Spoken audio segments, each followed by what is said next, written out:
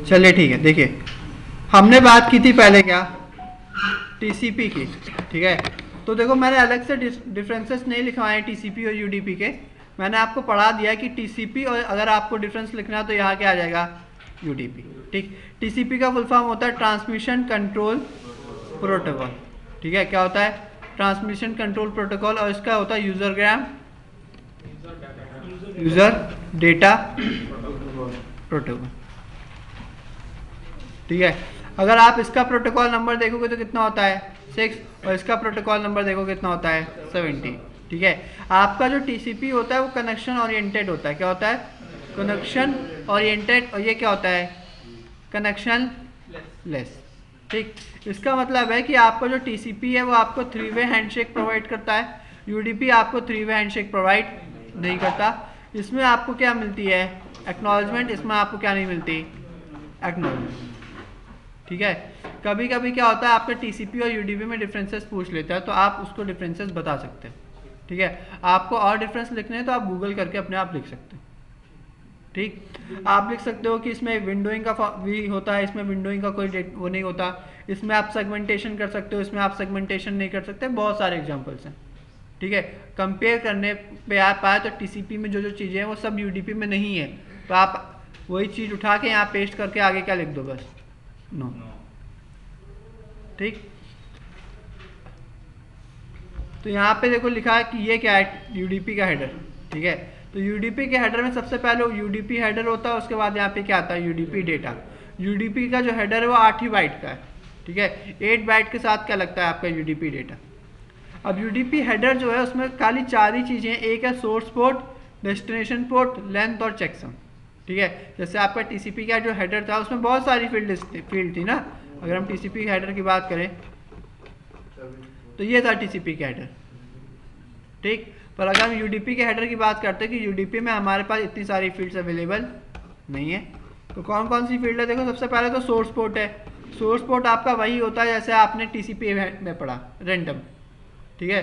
Source port वैसे ही जैसे आपने टीसीपी में पढ़ा रैंडम होता है, और यूडीपी क्या है, मतलब डेस्टिनेशन पोर्ट क्या है, जिस सर्विस के लिए आपको रिक्वेस्ट करनी है, ठीक है।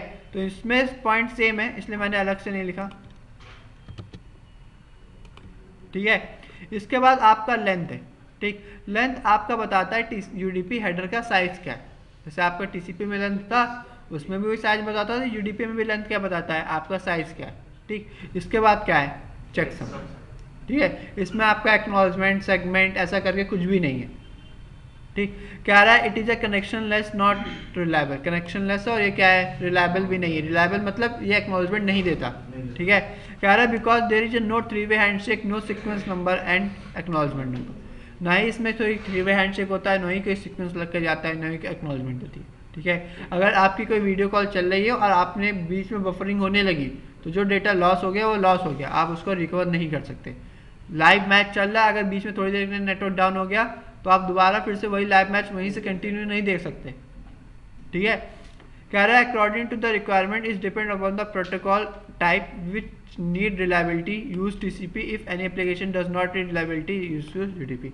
मतलब ये आपके रिलायबिलिटी पे डिपेंड होता है कि अगर आपको रिलायबिलिटी चाहिए कि हाँ मेरा डेटा पहुँचे ही पहुँचे तो आप टीसीपी यूज़ कर लो, ठीक है। अगर आपको ऐसी कोई रिलायबिलिटी की ज़रूरत नहीं है कि हाँ मेरा डेटा पहुँचे ही पहुँचे, ठीक, बस ये है कि हाँ स्पीड में फ्लो करे, तो आप क्या यूज़ कर सकते हो, यूडीपी, ठीक है। ये रिक्वायरमेंट पे डिपेंड है कि आपका क्लाइंट कैसा कनेक्शन चाहता है, ठीक।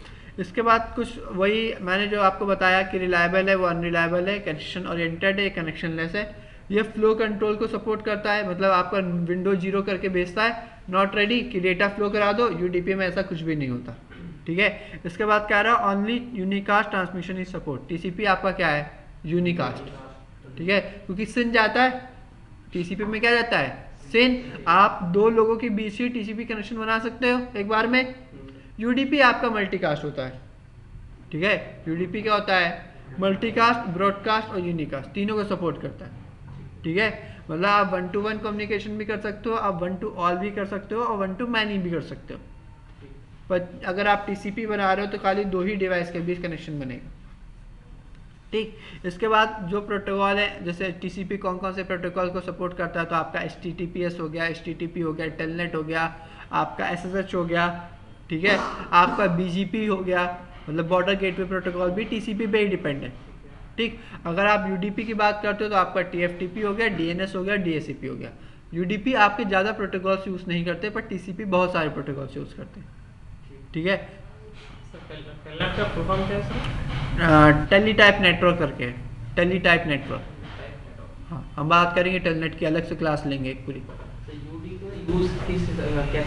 जैसे आपकी वीडियो कॉल होती है, जो वॉइस कॉल करते हो आप व्हाट्सएप पे, या लाइव मैच देखते हो, स्ट्रीम देखते हो, ये सब UDP बेस है, ठीक है। आप अपने सिस्टम को IP असाइन कराते हो तो उसके लिए ये UDP ही प्रोटोकॉल को यूज़ करता है।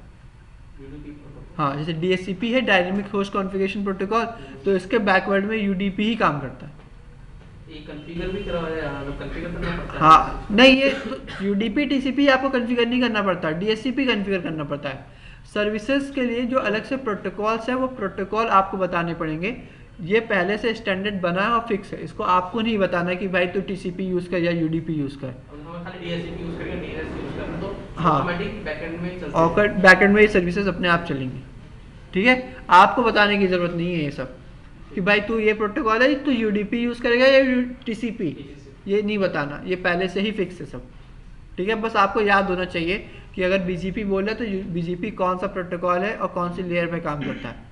DHCP की बात कर रहे हैं तो CCNA बेसिस पे आपको पूरी नॉलेज होनी चाहिए, ठीक है।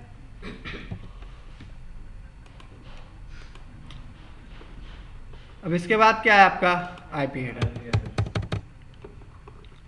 तो जैसे हमने TCP हेडर की बात करी, ठीक है, हमने जो बात करी थी, क्या बात करी थी, हमने मान लो बात करी कि मान लो कोई डेटा है, ठीक है, वो डेटा जो बहुत लार्ज साइज में था, तो हमने क्या करा, वो आया कहाँ पे, लेयर 4 पे।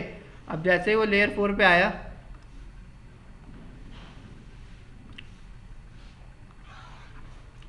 जैसे आपका TCP है, मतलब सॉरी TCP नहीं है, कोई आपका डेटा है, ठीक है, वो डेटा आपका जब सेगमेंट हुआ, सेगमेंट होकर डिवाइड हो गया, ठीक है, डिवाइड होने के बाद यहाँ पे क्या आया, आपका सोर्स पोर्ट लग गया, आपका डेस्टिनेशन पोर्ट लग गया, ठीक है, उसने विंडो साइज नेगोशिएट कर लिया, ठीक है, मतलब जो आपका TCP हेडर लगना था तो TCP हेडर लग गया, ठीक है। मतलब अगर मान लो आप HTTP की सर्विस यूज़ कर रहे हो, कौन सी, HTTP, तो सोर्स पोर्ट आपका रैंडम हो गया, डेस्टिनेशन पोर्ट क्या हो गया, आप बताओ कितना होता है HTTP का source port, destination port sorry,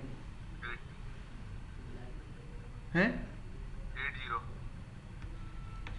याद करने को कहा था मैंने, ठीक है। और मान लो वहीं पर डेटा कोई और भी है, और ये कैसा है, DHCP का डेटा है, किसका, DHCP का, तो ये भी आपका लेयर 4 पे तो आएगा, पर यहाँ पे क्या है, सोर्स पोर्ट, डेस्टिनेशन पोर्ट। अब सोर्स पोर्ट लगेगा कौन सा आपका, रैंडम, और डेस्टिनेशन पोर्ट कैसे लग जाएगा, DHCP का, ठीक है। तो डेस्टिनेशन पोर्ट 2 होते हैं, 67 और 68। हम बात करेंगे जब DHCP पढ़ेंगे कि 67 किस लिए होता है और 68 किस लिए होता है।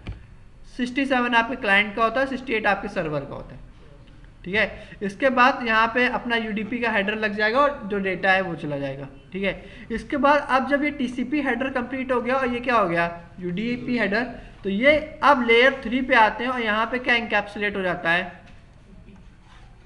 IP हेडर, ठीक है। तो अब हम देखते हैं कि अब जब ये लेयर 3 पे आ रहा है तो IP हेडर में कौन कौन सी फील्ड ऐड होती हैं, समझ में आया। अब क्या देखेंगे कि IP हेडर जब इंकैप्सुलेट हो रहा है तो IP हेडर में कौन कौन सी फील्ड ऐड होती हैं, ठीक। तो सबसे पहले आपका वर्जन, उसके बाद क्या है IP हेडर लेंथ, इसके बाद type of service. Type of service नहीं बोलते अब बोलते हैं, पहले बोलते थे क्वालिटी ऑफ सर्विस, ठीक है। अब ये भी नहीं बोलते, अब बोलते हैं DHCP। क्या बोलते हैं, DHCP, differentiate service code point. क्या बोलते हैं, DSCP, differentiated service code point. इसके बाद आपका टोटल लेंथ है, ये आपका IP हेडर की लेंथ है, ठीक है, कि जो IP हेडर है वो कितने लेंथ का है, ये है आपका टोटल लेंथ, मतलब आपका IP हेडर भी और आपका डेटा भी, ठीक। इसके बाद ये आपका आइडेंटिफिकेशन है, ये आपका सीक्वेंस नंबर की तरह काम करता है, हम बात करेंगे कैसे। इसके बाद IP हेडर में बस 3 ही फ्लैग होते हैं, जैसे आपने TCP हेडर पढ़ा था उसमें 9 फ्लैग थे, ठीक है। ये आपका क्या है, ये आपका IP हेडर है जिसमें खाली 3 ही फ्लैग है, ठीक। इसके बाद आपका क्या है, फ्रेगमेंट ऑफसेट, आपका TTL, आपका protocol, header checksum, source IP, destination IP, ठीक है। और ये आपका ऑप्शन फील्ड, और यहाँ पे क्या है, पैडिंग, ठीक। तो हम बात करते हैं कि आईपी हेडर कैसे काम करता है और क्या क्या चीज़ें होती हैं। ठीक है, कोई प्रॉब्लम है इसमें किसी को? आप में से रिवीजन कितने लोग कर रहे हैं? मतलब एनपी एनए का रिवीजन का आप हो, आपने किया, और इधर एनबी में ही आपने रिवीजन है, और आप एनबी में किसने किया? बस आप दोनों ने। ठीक है, फिर तो मुझे आप लोग से पूछना चाहिए। जमाने पहले क्या था? चलो ठीक है, सबसे पहले क्या है? वर्जन। देखो, अगर हम आईपी फैमिली की बात करते हैं तो हमारे पास दो फैमिली है, एक है IPv4 और एक क्या है? IPv6। ठीक, तो वर्जन आपको ये बताता है कि आप कौन सी फैमिली यूज़ कर रहे हो, आप IPv4 यूज़ कर रहे हो या फिर IPv6। तो वो कौन बताता है आपको? वर्जन। देखो, सबसे पहले क्या है? वर्जन। ठीक है, हम अभी जो बात कर रहे हैं, हम किसकी बात कर रहे हैं? खाली IPv4 की, पर हमारे पास दो फैमिली मेंबर है, एक V4 है और एक क्या है? V6। ठीक है, इसके बाद क्या है? Header length. अब जैसे हमने TCP हेडर की बात की थी, इसकी बात की थी,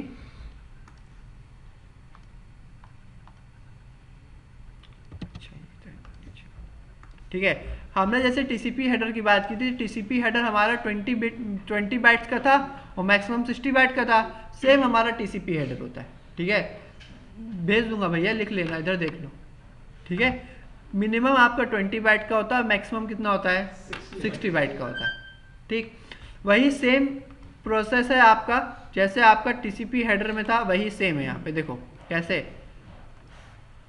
4 4 8 8 8 16 और 16 16 32, मतलब ये आपका कितना है? 32 बिट का। 32 बिट मतलब 4 बाइट। 32 बिट मतलब 4 बाइट। सबको क्लियर है ना कि 32 बिट 4 बाइट कैसे होता है? बताओ कैसे होता है?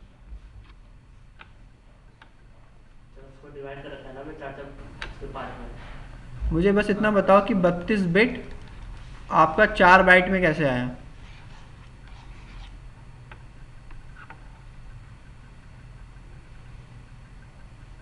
ऐसा नहीं चलेगा, गुरु नहीं आ रहा है तो पूछना पड़ेगा।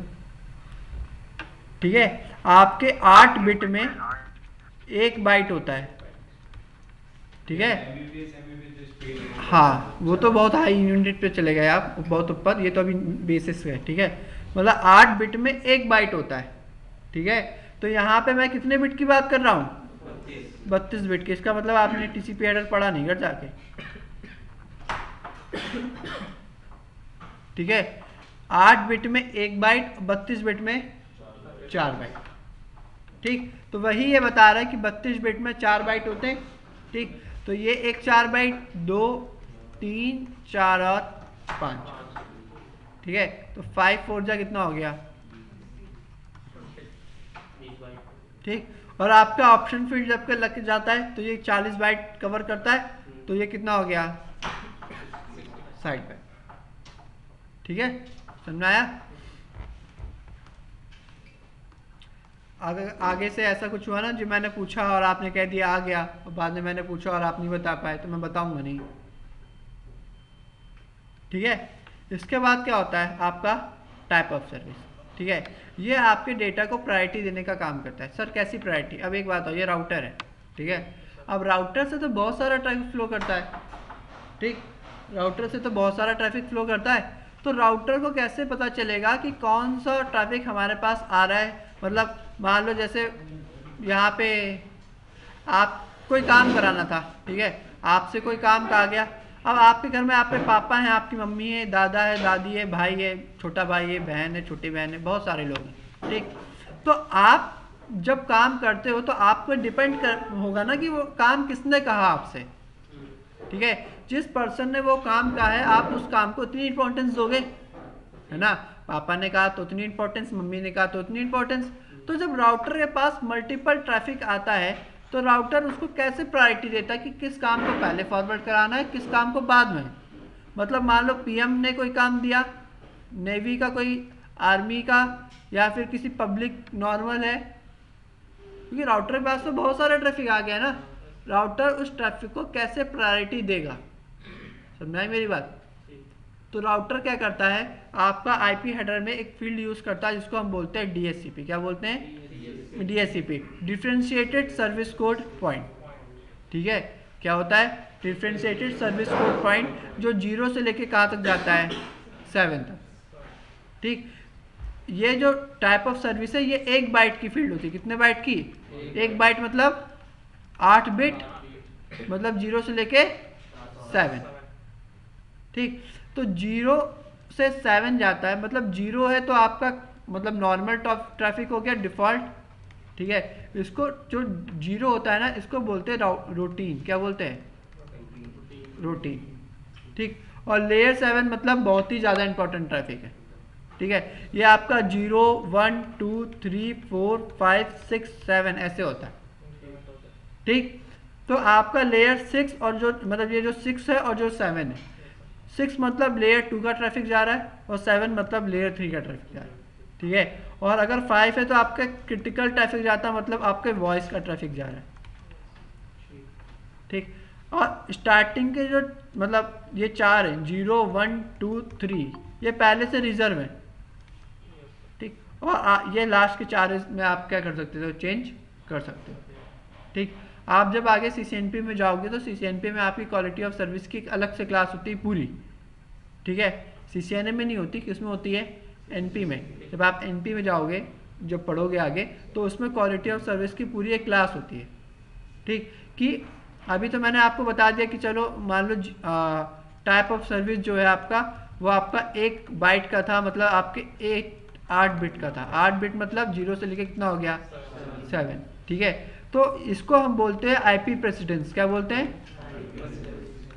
ठीक, आईपी प्रेसिडेंस मतलब 0 से लेकर 7 तक जाता है। ये देखो ऐसे लिखा जाता है, IPP0 IPP1 आईपी प्रेसिडेंस। ठीक है,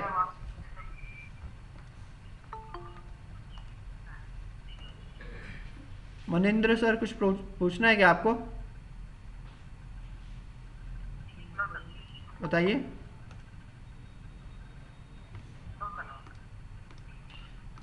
ठीक है, तो 0 से लेके कहाँ तक जाता है? 7 तक। समझ आ गया मेरी बात?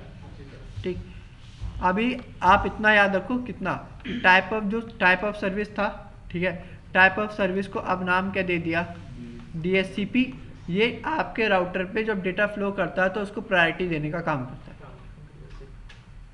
ठीक, और इसकी जो वैल्यू होती है वो 0 से लेके कहाँ तक जाती है? 7 तक।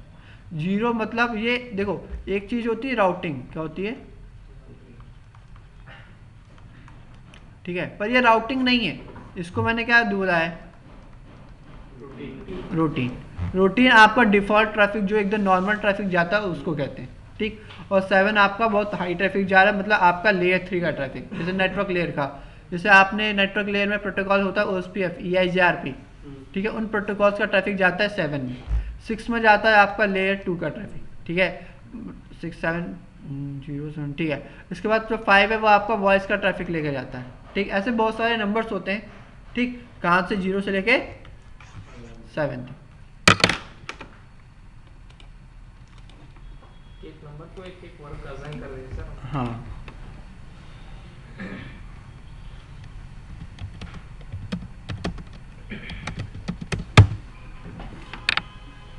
मैं आपको चार्ट दिखा देता हूँ, अगर आपको बनाना हो ना तो आप बना सकते हो। वैसे मेरे पास बना था पर मैं दिखा देता हूँ। ठीक है, दिख रहा है? ये दिख रहा है? जूम करना पड़ेगा।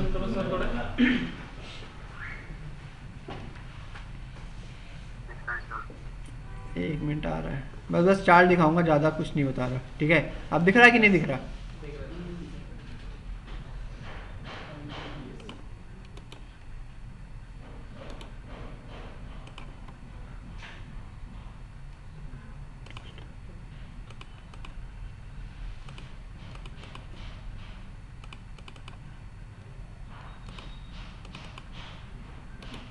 आज ही ओपन होगा, ये हो रहा है।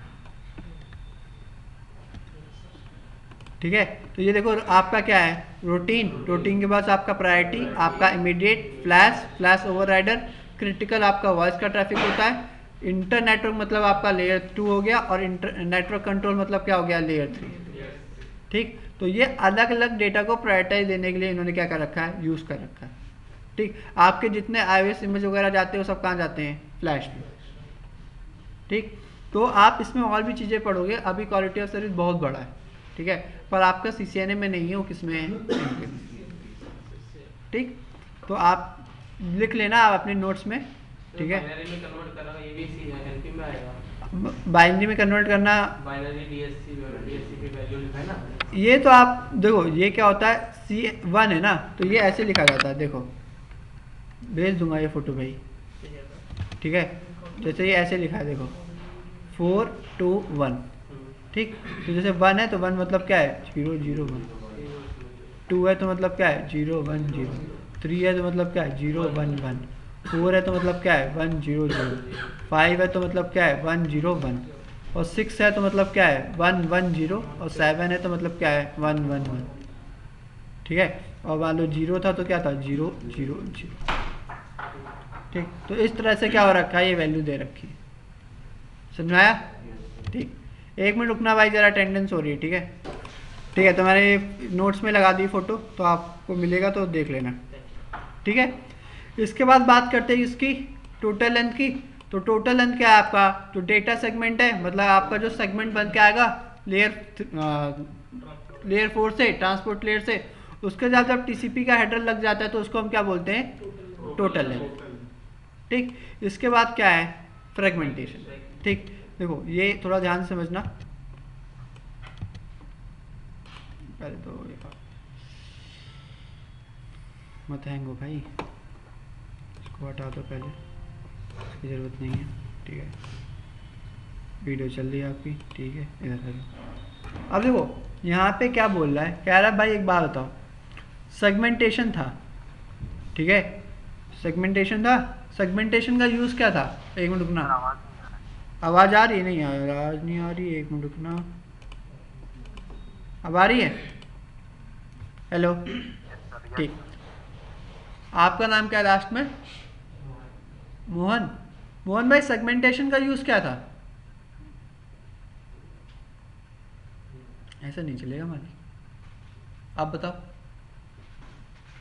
हाँ बकरी, मैं, नाम क्या है आपका, योगेश। आप बता दो भाई, स्टार ना बनाओ कॉपी में। सर डेटा को छोटे छोटे पैकेट्स में थोड़ा सा करो, आप बताओ। सेगमेंटेशन में ये डेटा को तो नहीं,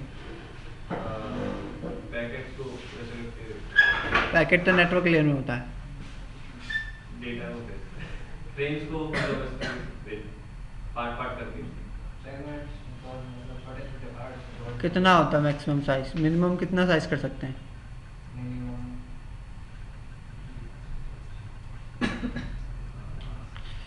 मैंने आपको बताया था सेगमेंट्स क्या होता है, जब आप छोटे छोटे पार्ट्स में डेटा को क्या करते हो, डिवाइड करते हो, ठीक है। तो कितना छोटा पार्ट करना है ये आपका डिपेंड होता है MSS पे, किस पे डिपेंड होता है, MSS। और MSS जो आपका बाय डिफॉल्ट होता है वो कितना होता है, 1460, ठीक। तो जो सेगमेंटेशन हम कर रहे थे, सेगमेंटेशन हम कौन सी लेयर पे कर रहे थे, लेयर 4 पे, ट्रांसपोर्ट लेयर पे सेगमेंटेशन कर रहे थे। इसी तरीके से क्या होता है आपका, एक और चीज़ होती है जिसको हम क्या बोलते हैं,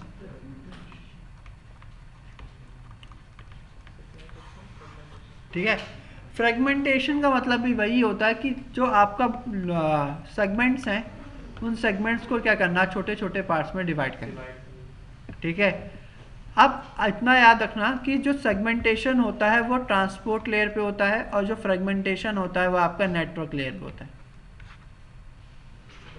ठीक, OSI मॉडल में, ठीक है। सेगमेंटेशन ट्रांसपोर्ट लेयर पे मतलब लेयर 4 पे, और फ्रेगमेंटेशन होता है नेटवर्क लेयर पे, कहाँ पे, लेयर 3 पे, ठीक। अब किसी ने मुझसे क्वेश्चन पूछ लिया क्या कि सर जब फ्रेगमेंटेशन ट्रांसपोर्ट लेयर पे हम सेगमेंटेशन तो कर ही रहे थे, तो फिर नेटवर्क लेयर पे फ्रेगमेंटेशन की जरूरत क्यों पड़ गई, काम तो दोनों का सेम है। जब आपका लेयर मान लो 7 है, लेयर 7 से कोई डेटा जनरेट कर दिया आपने, कितना, 5000 बाइट का, ठीक है, कितने बाइट का, 5000 बाइट का। अब लेयर 4 पे आए, लेयर 4 पे आपने इस 5000 बाइट डेटा को डिवाइड कर दिया किसमें, MTU आपका MSS था 1460, चलो आपने इसको 1460 में डिवाइड कर दिया और प्लस 20 बाइट का आपने TCP हेडर लगा दिया, तो ये कितना हो गया, ठीक। और यहाँ पे एक चीज़ होती है आपकी MTU, क्या होती है, MTU होता है मैक्सिमम ट्रांसमिशन यूनिट। क्या होता है, मैक्सिमम ट्रांसमिशन यूनिट, कि आप एक राउटर के इंटरफेस से जब डेटा फ्लो करा रहे हो तो इस इंटरफेस से आप कितना डेटा एक बार में फ्लो करा सकते हो लेयर 3 पे, कहाँ पे, तो मैक्सिमम जब आपका ट्रांसमिशन है इस इंटरफेस से वो कितना है, 1500, कितना है 1500। तो जब आपका 460 प्लस 20 कितना हो गया, 480, और जब आपने इसमें 20 बाइट का IP हेडर ऐड कर दिया तो कितना हो गया, 1500। तो आप उस इंटरफेस से 1500 डेटा तो फॉरवर्ड करा सकते हो ना, समझ में आया। तो फिर आप फ्रेगमेंटेशन क्यों कर रहे हो, क्या कर लेगा, पूरा यूटिलाइज कर लेगा 1500। तो एक डेटा आपका 1500 जा रहा है, उसमें क्या यूटिलाइज करना,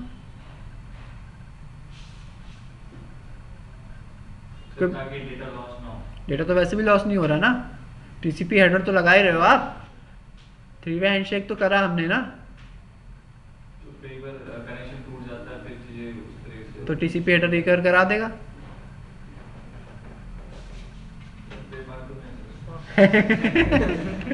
बताओगे, पड़ोसी पीछे वाले रिवीजन। अगर हम सेगमेंटेशन कर रहे हैं तो फिर हमें फ्रेगमेंटेशन की जरूरत क्यों पड़ रही है,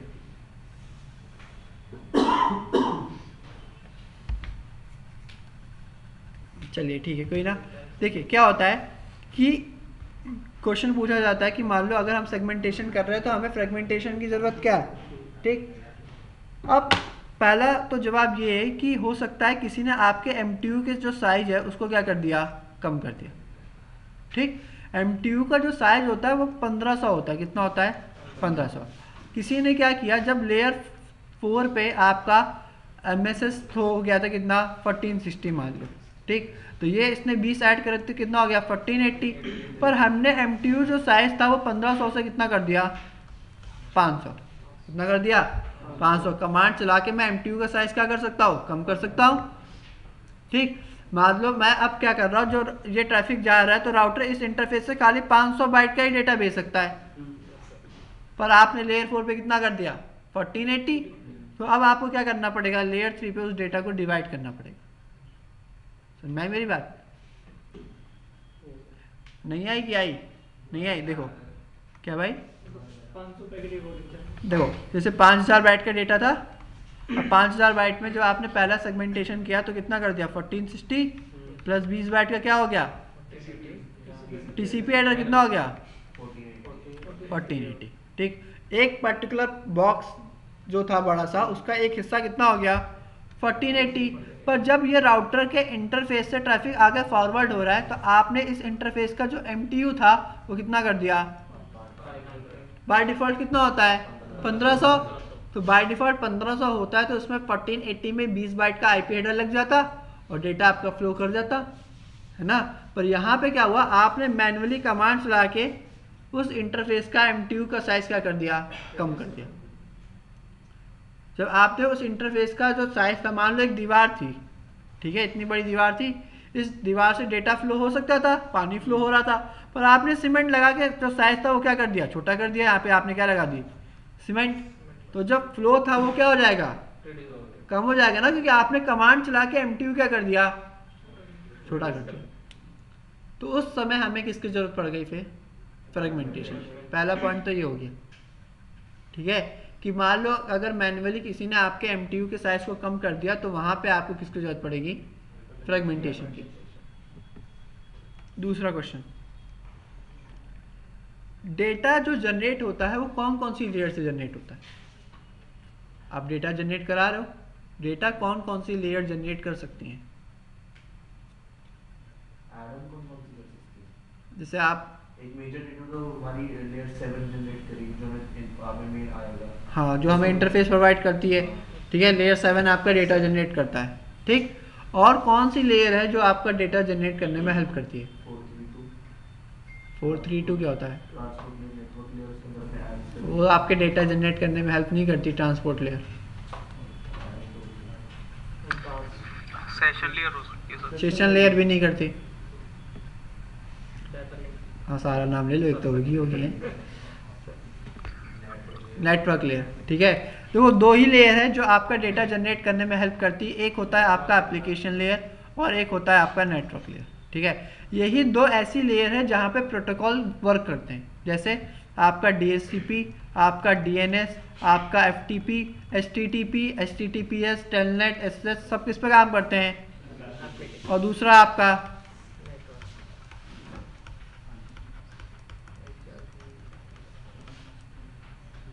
ये सब किस पे काम करते हैं, नेटवर्क लेयर।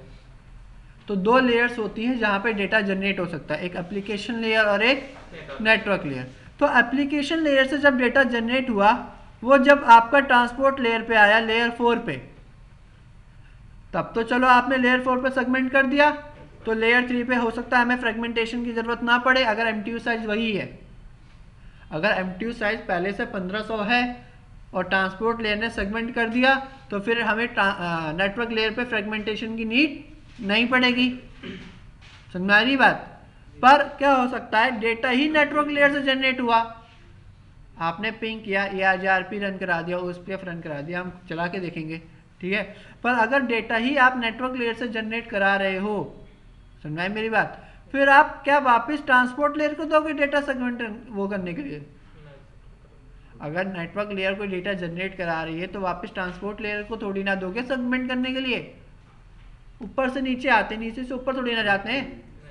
तो वहां पे नेटवर्क लेयर खुद ही क्या कर देगी, फ्रेगमेंटेशन। क्या कर देगी, फ्रेगमेंटेशन।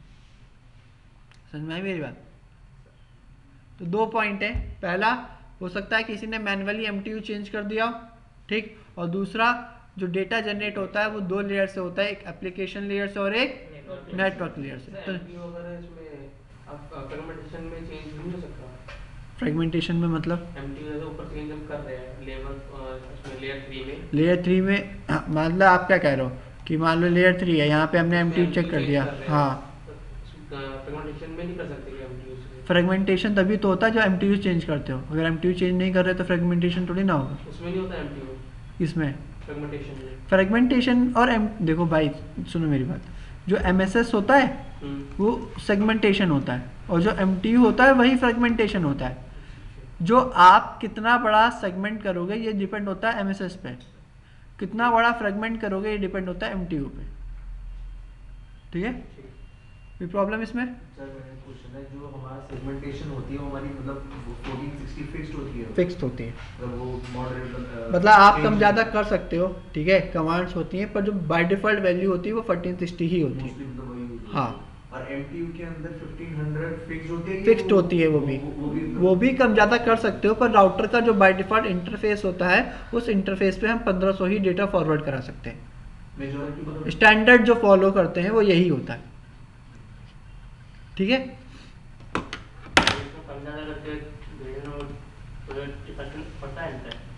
फिर से बोलो।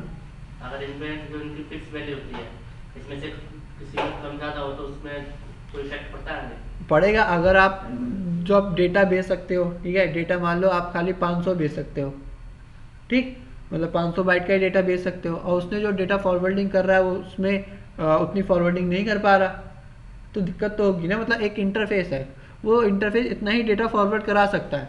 और देखो इसमें बहुत सारी चीज़ें होती है, जैसे मैं आपको बताऊं कि मान लो से ये R1 है, ये R2 है, और ये क्या है R3।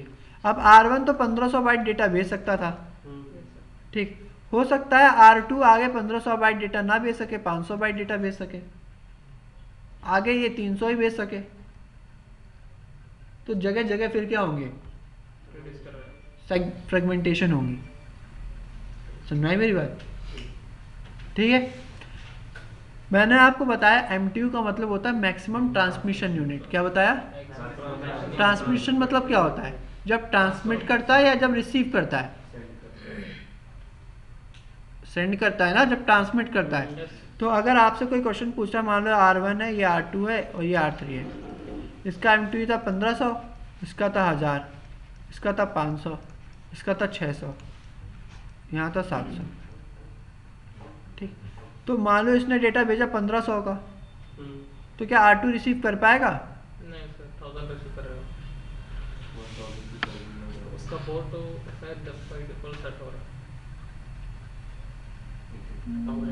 सेगमेंटेशन का केस को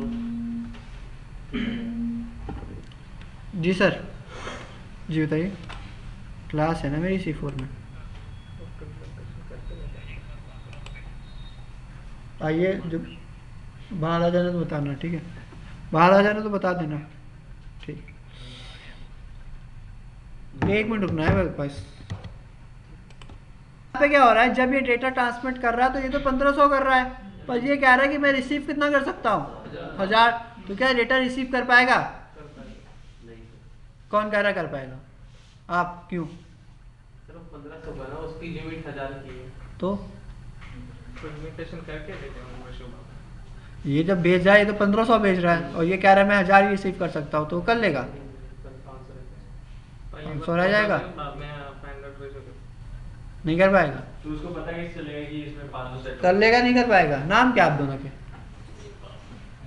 हरिओम, हरि और ओम, हर्ष, HH।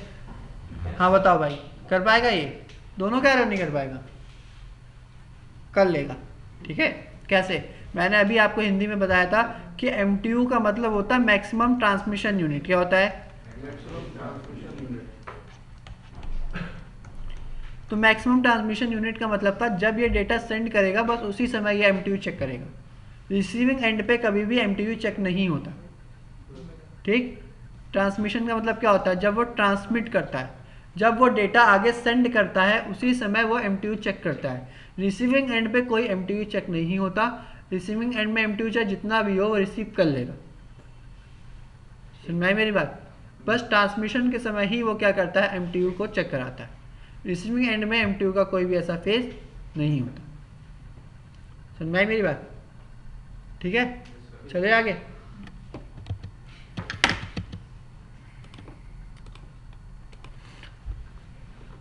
ठीक है, तो बता रहा है dividing large data into small part called fragmentation, और data can be generated from 2 layer of OSI model. पहली क्या और दूसरी क्या? Network layer.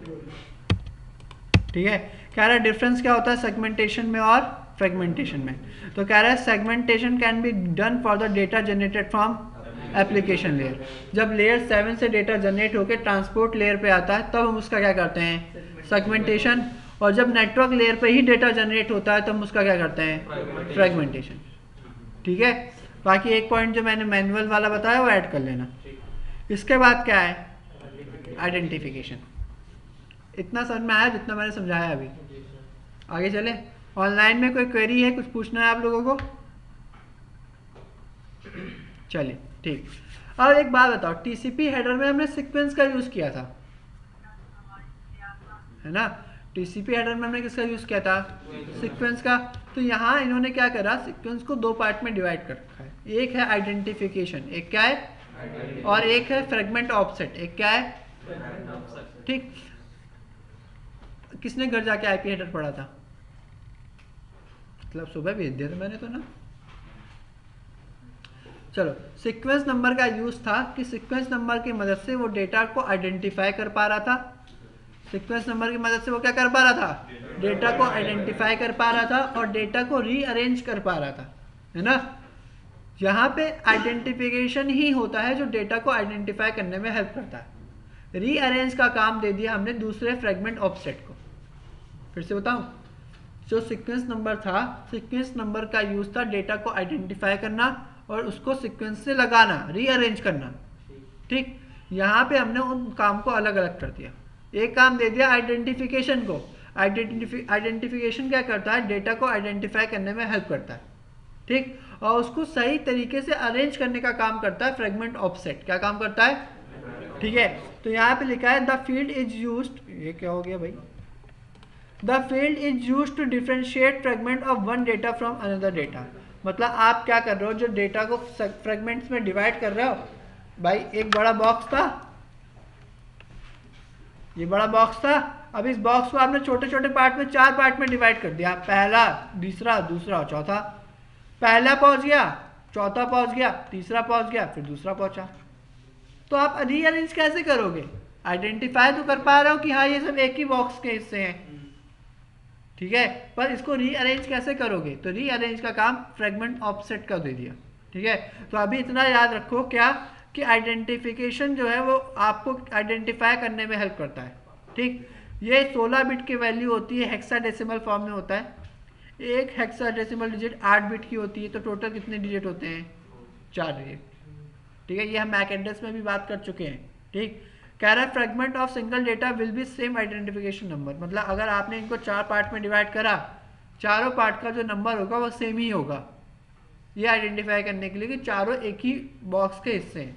जैसे मान लो ये बड़ा सा बॉक्स था, ठीक है, अब इस बड़े से बॉक्स में उन्होंने नाम लिख के भेज दिया आयुष, ठीक। तो इन्होंने इसके 4 टुकड़े करे, चारों टुकड़ों पे ये नाम क्या लिख के देंगे? आयुष, आयुष, आयुष और आयुष।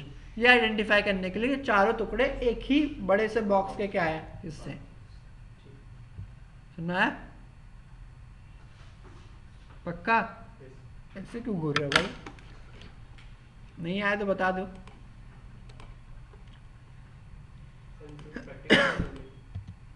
प्रैक्टिकल दिखो ना,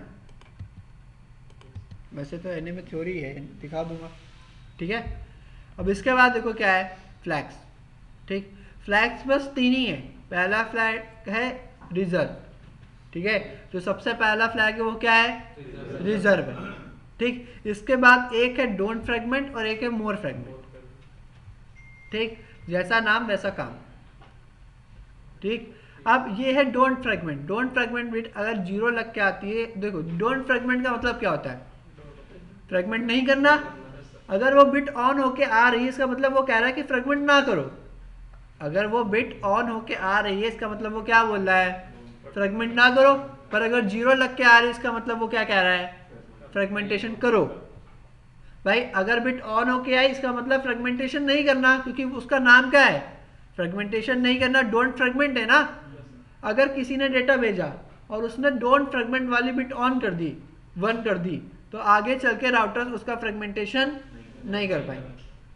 तो नहीं, देखो जैसे हमने आपको अभी बताया था ना क्या कि मान लो ये 0 नहीं है, राउटर है, ठीक है। अब इसका था 1000, इसका था 500 और इसका क्या था 600। तो जब डेटा यहाँ से गया तो फ्रेगमेंट होके गया, पर इसने क्या करा? इसने यहाँ बोल दिया कि आगे जब भी तुम डेटा सेंड करोगे तो उसमें फ्रेगमेंटेशन नहीं कर सकते। 1000 बाइट डेटा है तो 1000 बाइट ही भेजो, आप उसको टुकड़ों में डिवाइड नहीं कर सकते, ठीक है। तो जब आगे राउटर ने रिसीव किया तो ये कह रहा है भाई मैं तो 500 ही बाइट डेटा भेज सकता हूँ, मैं नहीं भेज सकता 1000 बाइट। तो वो कह रहा है मुझे जरूरत है किसकी? फ्रेगमेंटेशन की। पर आपने क्या लिख के भेज दिया? Don't fragment. आपने डीएफ बिट क्या कर दी? तो वो डेटा कभी भी आगे ट्रांसमिट नहीं हो पाएगा। वो डेटा यहाँ पे क्या आ जाएगा? ड्रॉप कर देगा। समझा कि मेरी बात? ठीक है। अब इसके आगे एक चीज और होती है, वो क्या होता है? मोर फ्रेगमेंट, ठीक है। कह रहा है अगर मोर फ्रेगमेंट बिट ऑन होके आ रही है इसका मतलब है कि अभी और ज्यादा फ्रेगमेंट रिसीव होंगे। जैसे मान लो क्या हुआ, आपने 5000 बाइट का डेटा भेजा, ठीक है, और आपने जो MTU साइज कर दिया वो कितना कर दिया? ठीक है, समझे मेरी बात?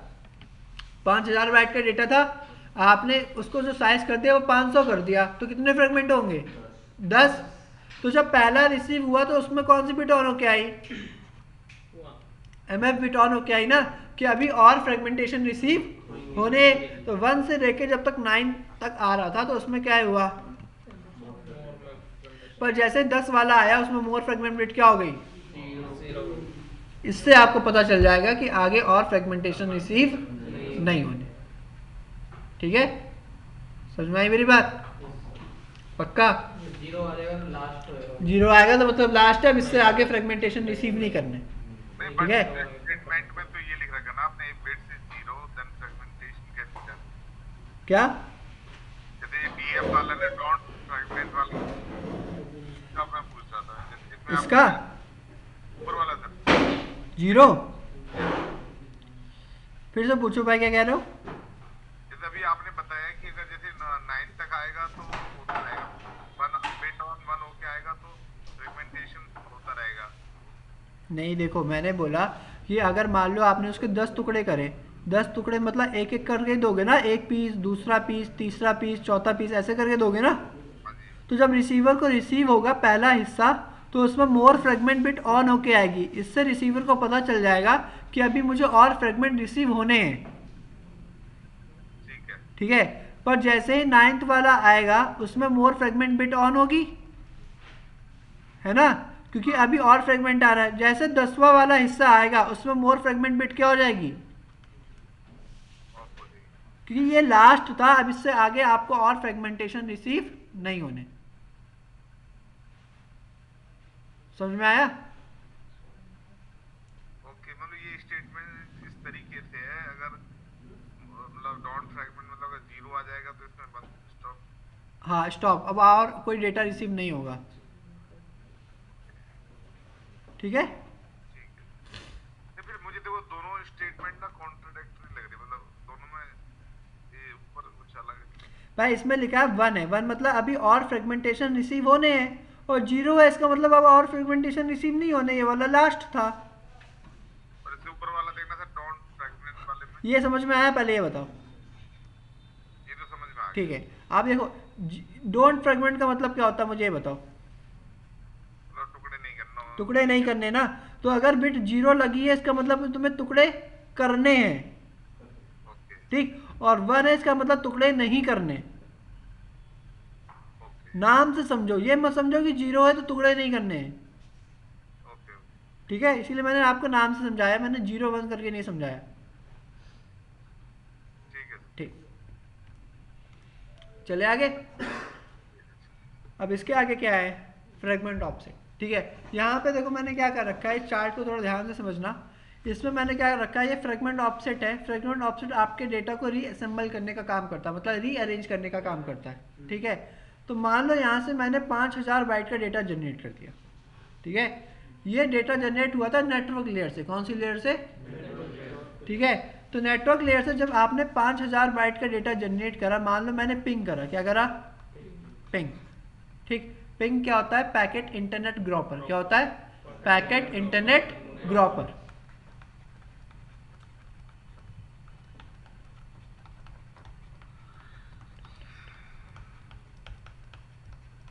ठीक है, अगर आपको लिखना है तो आप लिख सकते हो it is use to check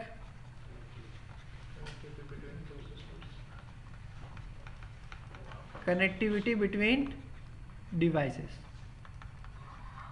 ठीक है, पिंग क्या है? पिंग आपका पैकेट इंटरनेट ग्रॉपर है, और ये किस लिए चेक होता है? आपके डिवाइस के बीच कनेक्टिविटी चेक करने के लिए यूज होता है।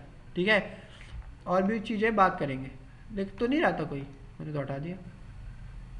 वीडियो में जाए देख के लिख लेना। ठीक है, अब यहाँ क्या हो रहा है, जब आप पिंग करते हो ना, तो पिंग में बहुत सारी चीज़ें ऐड होके जाती हैं। क्या? सबसे पहले जब आपने 5000 बाइट का पिंग करा, चलो यहाँ आ जाते हैं, इसमें तो लिखा हुआ है यहाँ पर। ठीक है, सबसे पहले आपने क्या किया, आपने पिंग करा कितना? ठीक है, एक लोग कैलकुलेटर ऑन कर लो। ठीक, अब जब आपने 5000 बाइट का पिंग करा, तो इसमें क्या हुआ, सबसे पहले आपका आईपी हेडर ऐड होगा और एक आईसीएमपी हेडर ऐड होगा। क्या क्या चीज़ें ऐड होगी इसमें देखो क्या क्या है। सबसे पहले तो आपका डेटा जो आप पिंग कर रहे हो, ठीक, प्लस आपका क्या ऐड होगा, प्लस इसमें क्या होगा, टीसीपी नहीं आता गुरु, लेयर 3 पे होता है आई पिंग। ठीक है, पिंग आपका लेयर 3 पे काम करता है, उसमें लेयर 4 पे नहीं जाता वो। ठीक है, अगर लेयर 4 पे जाता तो हम सेगमेंटेशन ही ना कर देते। ठीक, टीसीपी ना जोड़ेंगे कृपया। अब ये 5000 बाइट का जो डेटा है, इसमें अगर मैं आईपी हेडर लगाने बैठता हूँ तो कम से कम मिनिमम आईपी हेडर कितने बाइट का होता है? 20 बाइट का। ठीक है, मिनिमम जो आईपी हेडर होता है वो कितने बाइट का होता है? और इसमें जो आईसीएमपी का हेडर लगता है उसका जो साइज होता है वो 8 बाइट होता है। कितना होता है? तो 5000 में हमने कितना माइनस कर दिया? माइनस कर दिया। तो जब आप 5000 में 28 22 माइनस कर लो तो कितना आया? 4972। ठीक है, अब ये 4972 आपका क्या हो गया? डेटा। ठीक है, जो आपने डेटा जनरेट करा था 5000 बाइट का, उसमें आपका एक देखो, एक आप डेटा भेज रहे हो ना, ये आपका डेटा पे आपने गत्ता लगा दिया, कोई डेटा था उस पर आपने गत्ता लगा दिया, कार्डबोर्ड होता है ना, उस कार्डबोर्ड पे आपने नाम पता एड्रेस सब लिख दिया, ठीक। तो ये पूरा आईपी हेडर हो गया ना। अब आप इस बॉक्स को छोटे छोटे पार्ट में डिवाइड कर रहे हो। बड़ा सा बॉक्स आपके पास डिलीवर हुआ था, अब आप क्या कर रहे हो, जब आगे भेज रहे हो तो अब उस बड़े बॉक्स को छोटे छोटे पार्ट में डिवाइड करके भेज रहे हो। तो आप जितने छोटे छोटे पार्ट करोगे सब पे नाम पता लिखोगे ना अलग से, कि कहीं खो तो नहीं जाएंगे, ठीक है। तो यहाँ पे क्या हुआ, जो 4972 आया तो आपको पता था कि जो मैक्सिमम MTU होता है हमारा 1500 होता है। मैक्सिमम MTU कितना होता है, तो 4972 में आपने क्या करा, पहली बार 4080 डेटा भेजा। जब 4972 में पहली बार आपने 4080 डेटा भेजा तो उसमें आपने 20 बाइट का क्या लगाया, टोटल कितना हो गया। मतलब अगर आप देखो जहाँ पे समझ में ना आए वहीं पे पूछ लेना, ठीक है। अगर आप पहली बार 1480 डेटा भेज रहे हो जिसमें 20 बाइट का आईपी हेडर लगा रहे हो, क्योंकि आपका जो MTU होता है वो कितना होता है 1500, मतलब आपका जो डेटा जनरेट स्टार्ट हुआ वो 0 से स्टार्ट होके कहाँ तक गया। ये बात किसको समझ में नहीं आई। आपने जब पहली बार उस कार्डबोर्ड को, उस बड़े से डेटा को कट करा तो पहला आप जो हिस्सा बना सकते थे वो आप 1480 बना सकते थे ना, इसमें 20 बाइट का आपने आईपी हेडर ऐड कर दिया, कितना हो गया 1500, मतलब 0 से लेके, ये पहला हुआ ना, ठीक है। अब जब दूसरा आप करोगे तो दूसरा भी कितना करोगे,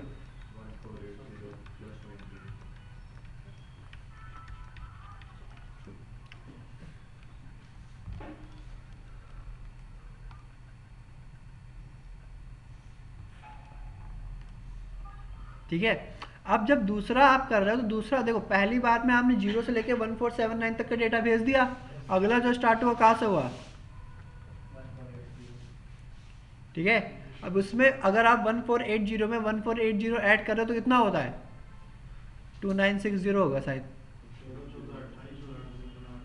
ठीक है। कितना होगा 2960, तो ये जो जाएगा ये जाएगा 2959 तक। समझ में आई मेरी बात भाई। देखो 10-10 का आप ब्लॉक बना रहे हो, तो पहला ब्लॉक बना 0 से लेके 9, दूसरा बना 10 से लेके 19, ऐसे बनता है ना। समझ में आ रही मेरी बात। छोटी वैल्यू लो क्या, 2 है मतलब 0 से लेके 1, 2 से 3, ऐसे जाएगा। तो पहला बना 0 से लेके 1479 और दूसरा बना 1480 से लेके 2959। अब जो डेटा था वो 2959 तक यूज हो गया, हो गया। अब तीसरा फिर से जाएगा, ठीक, कितना,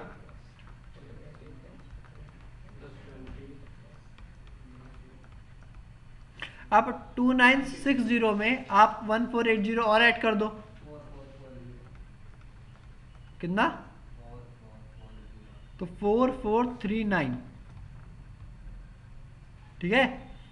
समझ में आया। अब आप एक बात बताओ, अब आपका जो डेटा था वो 4440 तक तो चला गया और आपके पास था कितना, कितना बचा 532। अब 532 बचा तो आप 532 ही भेज सकते हो, और कुछ तो ऐड करके भेज नहीं दोगे, तो कितना हो गया, ठीक, प्लस 8। और सर ये 8 ऐड क्या कर दिया,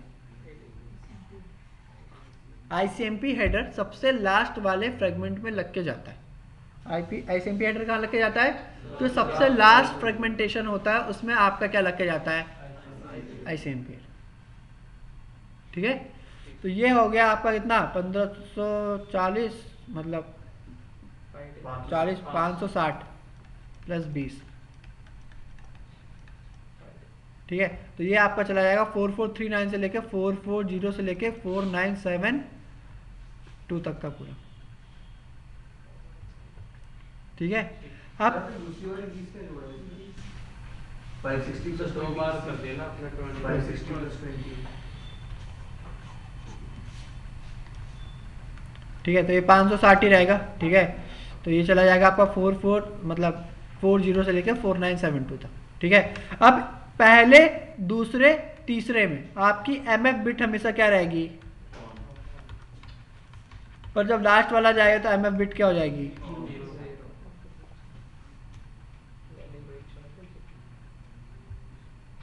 समझ में आया? कोई प्रॉब्लम है इसमें? चलो तो देखो ये चीज मैंने ना यहाँ पे लिख रखी है कि जब पहली बार हुआ था तो 1480 प्लस 20 एक आइडेंटिफिकेशन नंबर लग के गया होगा, वो किसमें होता है? हेक्साडेसिमल डिजिट में। ठीक, अगला डेटा और हेक्साडेसिमल डिजिट, तीसरा डेटा हेक्साडेसिमल डिजिट, और चौथा डेटा प्लस आईपी हेडर और आपका आईसीएमपी हेडर, और इसमें हेक्साडेसिमल डिजिट लग गई।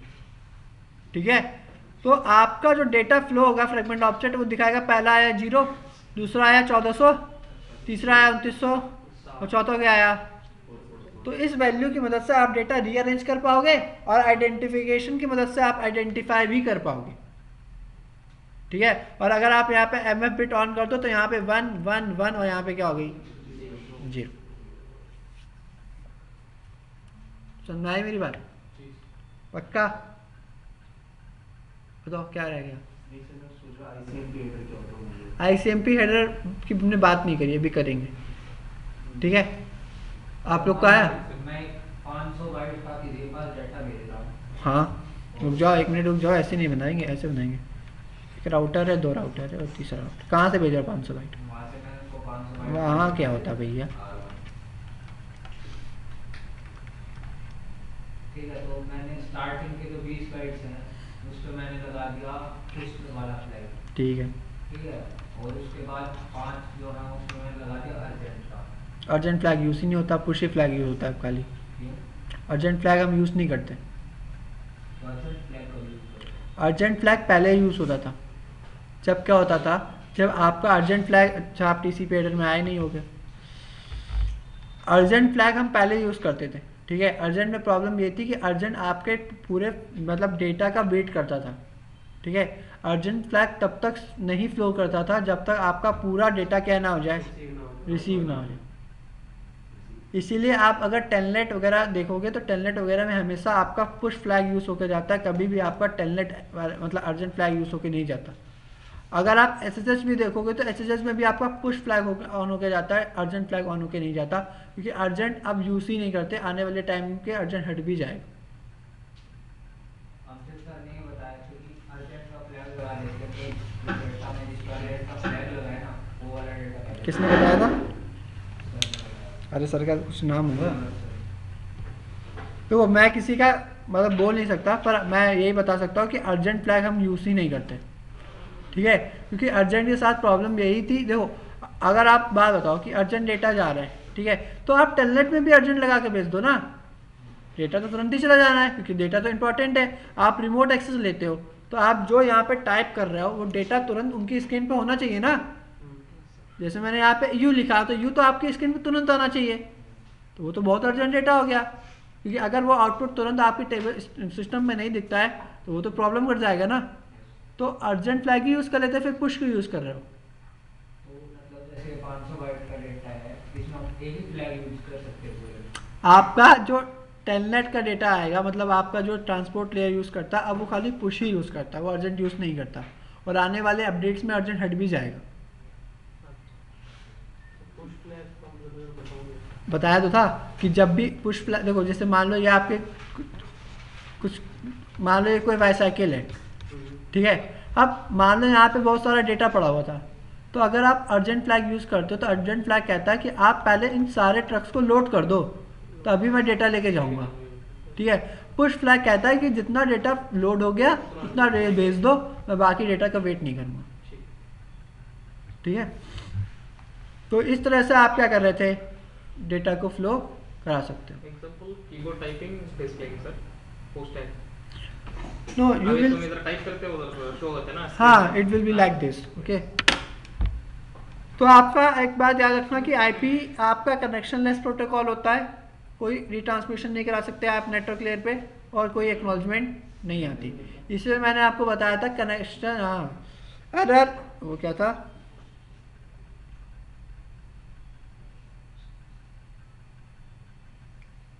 क्या था वो, मैं कुछ भूल गया। हाँ, एरर डिटेक्शन और एरर करेक्शन। ठीक है, आपका आईपी हेडर में चेकसम होता है, इस वजह से वो एरर को डिटेक्ट कर सकता है, ठीक है। पर आईपी हेडर में आपका कोई रिट्रांसमिशन नहीं होता, कोई एक्नॉलेजमेंट नहीं होती, तो आप उसको फिर से रिट्रांसमिट नहीं करा सकते, ठीक है। आप डिटेक्ट कर सकते हो, आप करेक्ट नहीं कर सकते। सुनना है मेरी बात?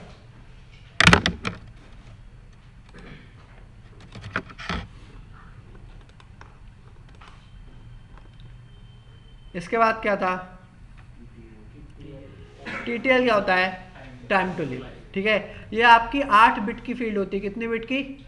8 बिट की, और ये जाती है 2 की पावर 8, मतलब 256 0 से लेके 255 तक, ठीक है। अब देखो एक बात बताओ, मैंने आपको पहले भी शायद बताया या नहीं बताया। अब जब ट्रेवल करते हो तो आपके बीच में बहुत सारे प्लेटफॉर्म्स पड़ते हैं,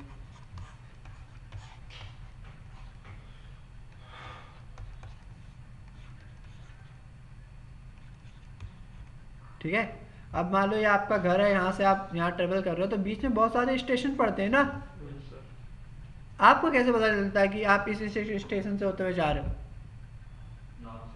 सबका एक नाम होता है, ठीक है। इसी तरह क्या होता है, जब भी डेटा आपका सोर्स से लेकर डेस्टिनेशन तक फ्लो होता है ना, तो वहाँ पे हर स्टेशन पे टीटीएल की वैल्यू अपने आप डिक्रीमेंट हो जाती है। क्या हो जाती है? और जिस प्लेटफॉर्म पे या जिस स्टेशन पे आपके टीटीएल की वैल्यू डिक्रीमेंट होता है, वहाँ की आईपी के बारे में आपको पता चल जाता है। फिर से बोलूँ, देखो जैसे क्या होता है, जब यहाँ से आप गए, ठीक, तो आप यहाँ से जाके इस वाले प्लेटफॉर्म से आगे बढ़े, ठीक। इस प्लेटफॉर्म पे आप एक वैल्यू क्या कर दोगे? कम कर दो, ठीक। वैल्यू क्या होती है? 0 से लेके 255 तक।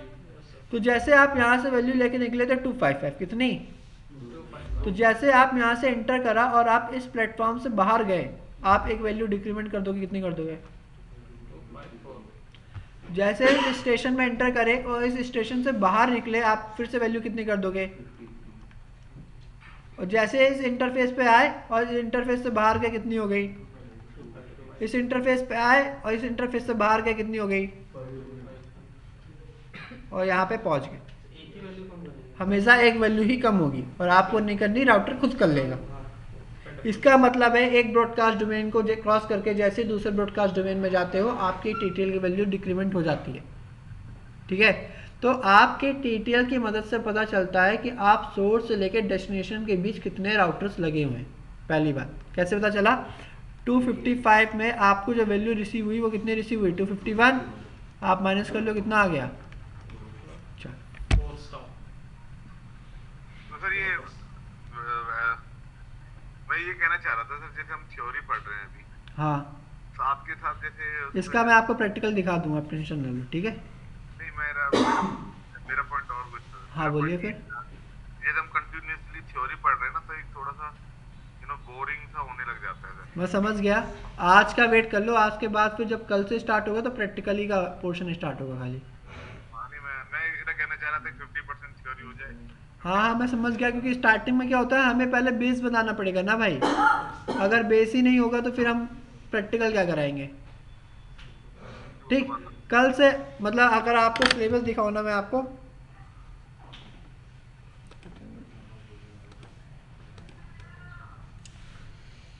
सिलेबस कहाँ पे होगा यार, क्लास में तो होगा।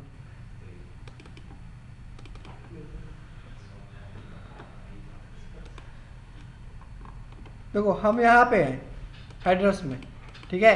एड्रेस के बाद बस वायर्स रह गया है, वायर्स के बाद फिर यहाँ से हम प्रैक्टिकल पे ही आ जाएंगे। ये सब आपका प्रैक्टिकल थ्योरी दोनों चलेगा फिर, ठीक है। अभी थोड़ा सा थ्योरी इसलिए है क्योंकि बेस बनाना पड़ेगा, उसके बाद आप फिर हम आगे प्रैक्टिकल करेंगे, ठीक है। फिर आपका मतलब 1 घंटे प्रैक्टिकल 1 घंटे थ्योरी ऐसे ही चला करेगा। ऐसा लग रहा है कि दोबारा बीटेक में आ गए। हाँ मैं समझ रहा हूँ, वो कथा चल रही है और आप सुन रहे हो, दिमाग में रह जाती है, कुछ निकल जाती है। चलिए कोई बात नहीं, ठीक है। तो ये बताता है हाउ फार और हाउ मैनी ब्रॉडकास्ट डोमेन या राउटर आप क्रॉस करके आए हो सोर्स से लेके डेस्टिनेशन तक। टीटीएल की वैल्यू कौन असाइन करता है? नेटवर्क लेयर, ठीक है। Whenever a packet cross one broadcast domain of one interface of router to another interface of router, एक वैल्यू क्या हो जाती है अपने आप? ये बताता है कि आपको कितने राउटर्स लाइन में लगे हुए हैं, ठीक है। It is use to identify how many routers are there between source and destination. और आपको टीटीएल का यूज मिलेगा किस पे? ट्रैकिंग के लिए। कभी ट्रैकिंग की है आप लोगों ने? ट्रैकिंग क्या होता है, जैसे आप सोर्स से लेकर डेस्टिनेशन तक जाते हो तो बीच में कितने आपके स्टॉपेज आते हैं वो आपको ट्रैक करने होते हैं, ठीक है। तो यहाँ पे ट्रैकिंग का वही यूज़ होता है। मतलब आपको कैसे पता चलेगा कि आप किस पाथ से होते हुए जा रहे हो? मतलब आप घर जा रहे हो, अब घर जाने के 2-3 रास्ते हैं, आप किसी को कैसे समझाओगे कि भाई ये चौराहा है, चौराहा से लेफ्ट चले जाना, इसकी दुकान होगी, इस दुकान से राइट हो जाना, यहाँ ये बैठा होगा बुढ़ा, वहाँ से इधर मुड़ जाना, है ना। अब बुढ़ा पूरे दिन तो बैठा नहीं होता, तो वहाँ पे क्या आप उसको जगह जगह स्टॉपेज बता रहे हो ना, नाम बता रहे हो। ऐसे ही नेटवर्क लेयर पे क्या होता है, जब आप ट्रेस करते हो तो वहाँ पे कमांड रन होती है ट्रेस राउट की। क्या होती है? तो वो क्या करता है, आपको हर राउटर की आईपी ला के दे देता है, ठीक। जैसे मैंने क्या किया, मैंने एक शीट पास करी, अब मैंने क्या किया, जिसके पास से वो शीट होते हुए घूम के मेरे पास आ गई, वो अपना नाम लिखते जाना, तो मुझे पता चल जाना कि किसके पास शीट गई है। वैसे राउटर क्या करता है, जिस राउटर से होता हुआ आपका ट्रैफिक मूव होता है ना, वो हर राउटर अपनी आईपी बता देता है। समझ मेरी बात? ठीक है।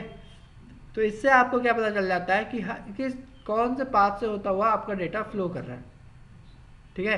तो अगर आप सिस्को की बात करते हो, सिस्को टीटीएल वैल्यू कितनी यूज़ करता है? विंडोज़ और लाइनक्स, मतलब अलग अलग वेंडर्स अलग अलग वैल्यू यूज़ करते हैं, ठीक है। तो आप इस वैल्यू से पता लगा सकते हो कि कौन सा वेंडर यूज़ हो रहा है, ठीक है।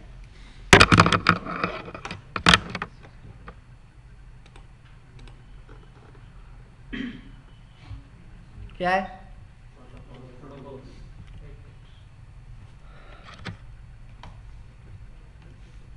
प्रोटोकॉल 8 बिट की फील्ड होती है। कितने बिट की? 2 की पावर कितना होता है?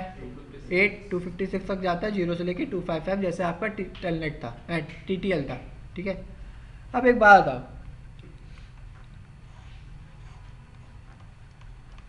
ट्रांसपोर्ट लेयर, ठीक है। अब ट्रांसपोर्ट लेयर पे तो टीसीपी भी होता है और यूडीपी भी होता है। ट्रांसपोर्ट लेयर को कैसे पता चलेगा कि टीसीपी यूज़ कर रहे हो या यूडीपी? क्या लगता है? प्रोटोकॉल नंबर, ठीक है। हर प्रोटोकॉल का अपना एक नंबर होता है, ठीक है। तो आईपी हेडर में वो प्रोटोकॉल नंबर लग के आता है, जिसकी वजह से आईपी हेडर को यह पता चलता है कि आप कौन सा प्रोटोकॉल यूज़ कर रहे हो, ठीक है। तो कह रहा है, ये बताता है कि कौन सा अपर लेयर मतलब ट्रांसपोर्ट लेयर टीसीपी यूज़ कर रहा है या यूडीपी, या नेटवर्क लेयर कौन सा प्रोटोकॉल इंकैप्सुलेट करा रहा है आईपी हेडर के साथ। जैसे आप EIGRP रन करा रहे हो, तो EIGRP रन हो रहा है तो वो किसके साथ इंकैप्सुलेट होता है? अगर आप OSPF रन करा रहे हो तो OSPF रन होगा, ठीक है। अगर आप ICMP पिंग कर रहे हो तो क्या लगेगा? ICMP लगेगा, ठीक है। तो कौन सा प्रोटोकॉल इंकैप्सुलेट हो रहा है किसके साथ? आईपी हेडर के साथ। ये कौन बताता है आपको? Protocol ID. कौन बताता है? देखिए, ये सारी चीज़ें जो मैं आपको बता रहा हूँ ना, ये कहानी मैं आपको इसलिए बता रहा हूँ क्योंकि एक दिन ये कहानी मैं सारी पूछूंगा आपसे, और अगर उस दिन आप वो कहानी मुझे नहीं सुना पाए ना, तो मैं आपको पैकेट फ्लो नहीं कराऊंगा सेम नेटवर्क, ठीक है। और अगर आप CCNA या CCNP या CCI बेसिस पे जा रहे हो ना, तो वो आपसे पैकेट फ्लो पूछता है कि जब 2 PC हम साथ में कनेक्ट करते हैं तो उनका डेटा फ्लो कैसे करता है, ठीक। तो ये मत सुनिए कि मैं जो कहानी आपको सुना रहा हूँ ये बस मैं सुना रहा हूँ, ठीक है। हर चीज़ में दोबारा पूछूंगा आपसे, तो अगर आपको कोई चीज़ नहीं समझ में आ रही, आप मुझसे पूछ लेना, पर जब मैंने पूछा और आप नहीं बता पाए, फिर मैं उस चीज़ को छोड़ के आगे बढ़ जाऊंगा। फिर ये मत कहना अरे सर बता दो, कल पढ़ के आएंगे, ठीक है। और ये सबके लिए है, थोड़ा बहुत खौफ बना के रखना होता है ना, वरना तो आप तो ऊपर से निकल जाओगे, ठीक है। TCP क्या है? 6, GRE एक प्रोटोकॉल पढ़ोगे 47, UDP का कितना है? EIGRP कितना है? उस पर कितना है? ICMP कितना है? 1, ठीक है। तो ये पोर्ट नंबर अलग होता है, तो फिर पोर्ट नंबर का काम क्या होगा सर? बता रहा है, अगला क्वेश्चन यही है। GRE एक प्रोटोकॉल होता है जो आपको 2 ब्रांचेस के बीच, VPN पढ़ाया था मैंने, VPN की बताई थी लाइन, बताया तो था। वीपीएन क्या होता था, दो प्राइवेट नेटवर्क के बीच कम्युनिकेशन कराता था। तो वो जो प्राइवेट नेटवर्क के बीच कम्युनिकेशन करा रहा था उसके लिए टनल बना रहा था ना, वो टनल आपको जीआरई बनाता है। ठीक है, समझ में आई मेरी बात यार? या तो आप फ़ोन में ना लगे रहो या तो मेरे सामने ना बैठो। मैं जब से आया तब से फ़ोन में लगे हुए। ठीक है, हाँ देखो यहाँ पे इन्होंने एक क्वेश्चन पूछ लिया कि सर पोर्ट नंबर और प्रोटोकॉल नंबर में डिफरेंस क्या होता है। ठीक है, तो हम उसकी बात करते हैं। बहुत देर से आप पोर्ट नंबर प्रोटोकॉल नंबर कर रहे हो, आखिर डिफरेंस क्या है? ठीक, तो एप्लीकेशन लेयर पे जो भी डेटा जनरेट होता है, ठीक, कौन सा?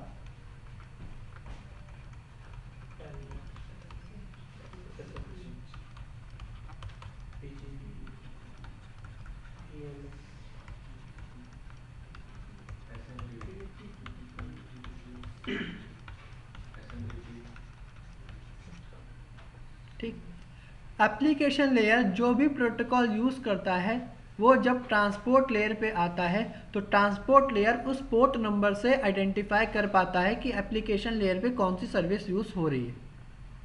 क्या बोला मैंने? एप्लीकेशन लेयर से जब वो डेटा ट्रांसपोर्ट लेयर पे आता है तो ट्रांसपोर्ट लेयर उस पोर्ट नंबर से आइडेंटिफाई कर पाता है कि एप्लीकेशन लेयर पे कौन सी सर्विस यूज़ हो रही है। तीसरी बार बोल रहा हूँ, देखो एप्लीकेशन लेयर पे जब कोई डेटा जनरेट होता है, टेलनेट का, एसएसएस का, डीएनएस का, डीएचसीपी का, कोई भी, ठीक, वो डेटा जब ट्रांसपोर्ट लेयर पे आता है तो ट्रांसपोर्ट लेयर उस पोर्ट नंबर का यूज़ करता है ये आइडेंटिफाई करने के लिए कि आपने कौन सी सर्विस को यूज़ किया है एप्लीकेशन लेयर पे। समझ आ गया? पक्का? बताओ क्या बोला मैंने? एप्लीकेशन लेयर पे जो भी हम सर्विस यूज़ करेंगे तो ट्रांसपोर्ट लेयर पे उसका पोर्ट नंबर आएगा, जिससे आइडेंटिफाई कर सकते हैं कि हम कौन सी सर्विस यूज़ कर रहे हैं। कौन सी मतलब टीसीपी कर रहे हो या यूडीपी कर रहे हो?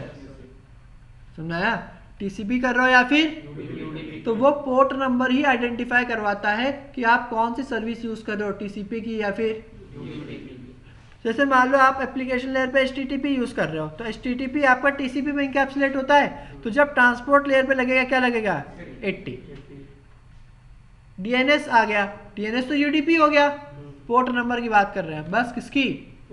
अभी और कुछ भी दिमाग में मत रखना, बस पोर्ट नंबर रखना। ठीक है, तो जैसे आप DHCP यूज़ करते हो तो 67 या 68 लगता है, तो ट्रांसपोर्ट लेयर उस पोर्ट नंबर से ही आइडेंटिफाई कर पाता है कि आप एप्लीकेशन लेयर पे कौन सी सर्विस यूज़ कर रहे हैं। ठीक है, मान लो आपका फिजिकल लेयर से डेटा ट्रांसपोर्ट लेयर पे आया, अब ट्रांसपोर्ट लेयर पे आ गया आपका 443। ठीक है, तो ट्रांसपोर्ट लेयर जब एप्लीकेशन लेयर को देगा तो ट्रांसपोर्ट लेयर को कैसे पता चलेगा कि कौन से प्रोटोकॉल की सर्विस को देना है? HTTPS। समझ में मेरी बात? एप्लीकेशन लेयर से ट्रांसपोर्ट लेयर आ रहा है या फिजिकल लेयर से ट्रांसपोर्ट लेयर जा रहा है, आप उस पोर्ट नंबर से ही आइडेंटिफाई कर पाओगे कि एप्लीकेशन लेयर कौन सी सर्विस को यूज़ कर रहा है। तो ये ऑल टाइम रहता है? ये हमेशा ही रहेगा और ये प्री डिफाइंड रहते हैं। नहीं, मतलब जैसे हमने कोई वेबसाइट खोला, आपने वेबसाइट खोला, वेबसाइट खोलते ही आप HTTPS पे चले गए ना, तो पता चल गया उसको। आपने रिमोट एक्सेस लिया, आपने टेलनेट करा, तो जब सर्वर के पास रिक्वेस्ट जाएगी तो डेस्टिनेशन पोर्ट लग के जाएगा ना, तो डेस्टिनेशन पोर्ट से पता चल गया। मतलब ट्रांसपोर्ट लेयर को पता है कि हाँ 80 नंबर पोर्ट जो है वो हमारा उसका है, पहले से पता है TCP का है। 80 नंबर पोर्ट जो है वो HTTP का है और HTTP आपकी TCP बेस्ड सर्विस है, प्री डिफाइंड है पहले से ही, आपको कुछ नहीं करना, पोर्ट नंबर डालना है, हमें बस पोर्ट नंबर डालना है, वो अपना काम खुद कर लेगा पूरा। ठीक है, समझ आया? आप रिपीट करो मैंने क्या बताया अभी। जैसे कोई भी सर एप्लीकेशन से ट्रांसपोर्ट पर डेटा जा रहा है तो सोर्स पोर्ट पर तो रैंडम होता है सर, और डेस्टिनेशन पोर्ट पर तो सर बता देगा ना कि टेलनेट यूज कर रहा है तो उसका डेस्टिनेशन पोर्ट टेलनेट पर 23 होता है, 23 होता है। मतलब पोर्ट नंबर आपको ये बताता है कि ट्रांसपोर्ट लेयर पे कौन सी सर्विस, मतलब एप्लीकेशन लेयर पे कौन सी सर्विस यूज़ कर रहे हो, उसको आइडेंटिफाई करने के लिए ट्रांसपोर्ट लेयर पे हम पोर्ट नंबर का यूज़ करते हैं। समझ आ गया? अब अगला क्या था? ठीक है, पक्का, ठीक। प्रोटोकॉल नंबर आपको ये बताता है कि नेटवर्क लेयर पे, किस पे बताता है, प्रोटोकॉल नंबर आपको नेटवर्क लेयर पे ये हेल्प करता है कि आप ट्रांसपोर्ट लेयर पे कौन सा प्रोटोकॉल यूज़ कर रहे हो या नेटवर्क लेयर पे कौन सा प्रोटोकॉल यूज़ कर रहे हो। फिर से बोलना, आप ट्रांसपोर्ट लेयर पे टीसीपी सर्विस यूज़ कर रहे हो यूडीपी, वो ट्रांसपोर्ट लेयर पे आइडेंटिफाई होता है। ट्रांसपोर्ट लेयर अगर टीसीपी यूज़ कर रहा है तो नेटवर्क लेयर को कैसे पता चलेगा, प्रोटोकॉल नंबर से। देखो जैसे मान लो ये समझ में आ गया ना, हटा दूँ। अब जैसे ट्रांसपोर्ट लेयर है, ठीक है, अगर टीसीपी यूज़ कर रहा है या फिर क्या यूडीपी, तो ट्रांसपोर्ट लेयर से जब नेटवर्क लेयर पे आएगा तो नेटवर्क लेयर को कैसे पता चलेगा कि टीसीपी सर्विस है यूडीपी, किससे, प्रोटोकॉल नंबर पे। आपने नेटवर्क लेयर पे EIGRP चला दिया तो प्रोटोकॉल नंबर लगता है ना EIGRP का, कितना 88, EIGRP का कितना 88, उस पर कितना 89, ICMP का कितना, ICMP की तरह एक और प्रोटोकॉल होता है IGMP, क्या होता है, ये आप एक मल्टीकास्टिंग पढ़ोगे उसके लिए होता है कितना 2। तो आपका ट्रांसपोर्ट लेयर पे या फिर आपका नेटवर्क लेयर पे कौन सा प्रोटोकॉल काम कर रहा है, इसको नेटवर्क लेयर पे आइडेंटिफाई करने के लिए हम प्रोटोकॉल नंबर का यूज करते हैं। रिपीट करो इस लाइन को, आपका ट्रांसपोर्ट लेयर पे या नेटवर्क लेयर पे कौन सा प्रोटोकॉल यूज हो रहा है, इसको आइडेंटिफाई करने के लिए हम नेटवर्क लेयर पे प्रोटोकॉल नंबर का यूज करते हैं, ठीक है।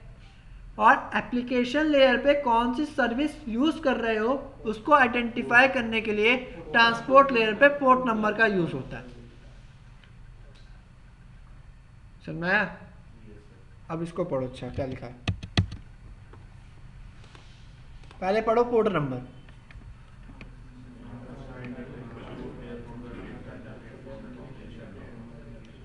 एक बार फिर पढ़ो।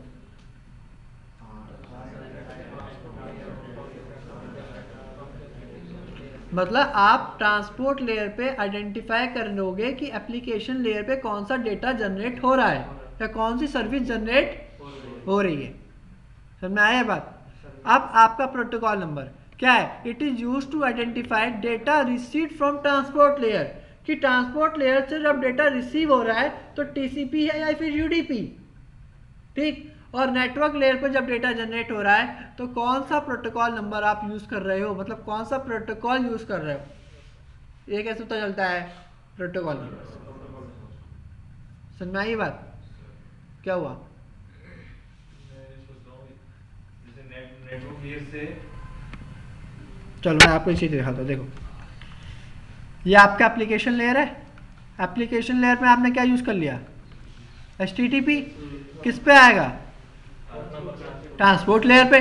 ट्रांसपोर्ट लेयर पे HTTP है तो क्या लगेगा 80, और 80 है HTTP तो यहाँ क्या लग जाएगा, TCP लग गया, मतलब सेगमेंटेशन हो गए। अब जब सेगमेंटेशन हो रहा है तो TCP हेडर लग गया, क्या लग गया। अब TCP हेडर जब नेटवर्क लेयर पे आएगा तो नेटवर्क लेयर को कैसे पता चलेगा कि TCP है, नेटवर्क लेयर कैसे आइडेंटिफाई कर पाएगा, तो यहाँ पे आपके सोर्स IP आपकी डेस्टिनेशन IP के साथ क्या लगेगा, प्रोटोकॉल ID, तो ये नेटवर्क लेयर पे तो लगता है प्रोटोकॉल नंबर। हाँ, तो पोर्ट नंबर लगेगा कहाँ पे, यहाँ पे, और प्रोटोकॉल नंबर लेकर गया यहाँ पे नेटवर्क लेयर पे, ठीक है। समझ में आई बात? देखो जिसको ना आई वो खुद पूछ सकता है, ठीक है, 2 बार 3 बार जितनी बार ना आए।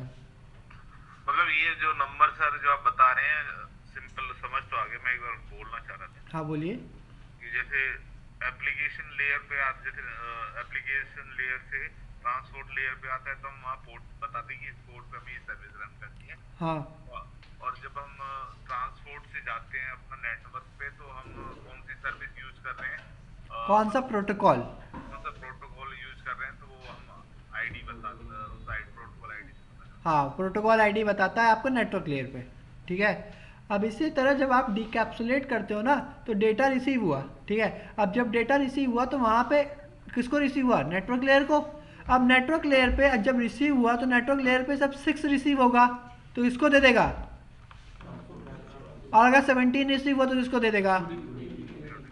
फिर यूडीपी और टीसीपी में जाके देखोगे कि सोर्स डेस्टिनेशन पोर्ट क्या क्या लगे हैं, सुनाया। फिर टीसीपी में जाके डेस्टिनेशन पोर्ट चेक करोगे या फिर यूडीपी में जाके डेस्टिनेशन पोर्ट, जो डेस्टिनेशन पोर्ट लग के आ रहा है वो डेस्टिनेशन पोर्ट जो लगा होगा फिर उठा के उस सर्वर को उठा के दे दोगे। समझ में आई मेरी बात, पक्का। टीसीपी या यूडीपी, दो ही चीज तो होते हैं वैसे। बस दो ही होते हैं ट्रांसपोर्ट लेयर में, बस दो ही प्रोटोकॉल है, टीसीपी और यूडीपी। नेटवर्क लेयर पे मल्टीपल प्रोटोकॉल्स हैं। हाँ ठीक है, तो आपको अब ये तो क्लियर हो गया होगा ना कि पोर्ट नंबर कहाँ यूज होता है, प्रोटोकॉल नंबर कहाँ यूज होता है।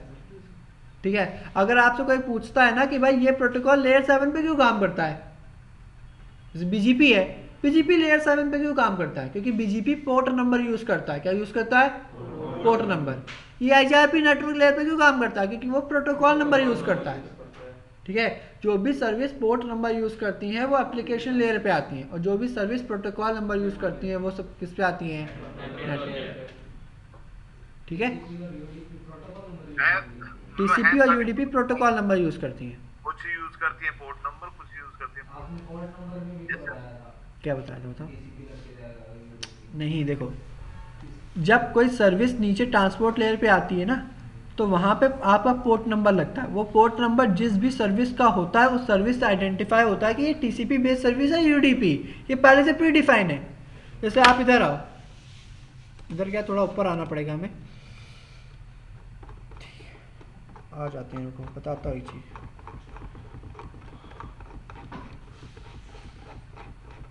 बहुत ऊपर जाना पड़ेगा क्या, ये देखो।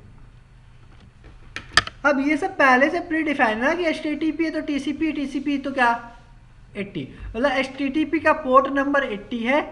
ठीक, और HTTP जो सर्विस यूज कर रहा है वो क्या है, TCP, और TCP का होता है प्रोटोकॉल नंबर। ठीक, क्लियर हुआ। अगर आपका DSCP है तो DSCP का जो पोर्ट नंबर है वो 67 और 68 है, पर DSCP जो सर्विस यूज कर रहा है वो क्या है, UDP। ठीक है, समझ में आ गई मेरी बात, पक्का। सर है तो ये दोनों ही प्रोटोकॉल ना। हाँ दोनों प्रोटोकॉल है, दोनों प्रोटोकॉल है, पर अलग अलग लेयर पे है ना। ये लेयर 7 पे है, ये लेयर 4 पे है। ये 7 से 4 में आइडेंटिफाई होता है, ये 4 से 3 में आइडेंटिफाई होता है। ठीक,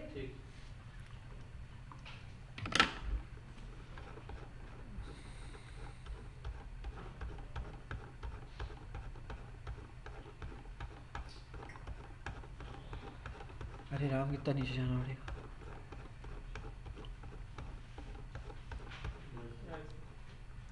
ठीक है, तो ये आपका क्या था, आईपी हेडर।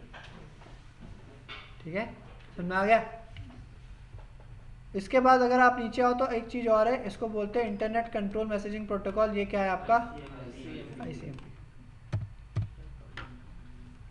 ठीक है, अब आईसीएमपी में ज़्यादा कुछ नहीं बताऊंगा, बस इतना याद रखिए कि जो आईसीएमपी है वो आपकी कनेक्टिविटी चेक करने के लिए यूज़ होता है। ठीक है, आईसीएमपी के दो टूल होते हैं, या तो आप टूल बोल लो या तो यूटिलिटीज़ बोल लो। ठीक है, एक होता है पिंग और एक क्या होता है, पिंग होता है पैकेट इंटरनेट जो आपकी कनेक्टिविटी चेक करने में हेल्प करता है, पिंग आईसीएमपी की। ठीक, और एक क्या होता है, ये क्या करता है, पाथ को किसकी मदद से।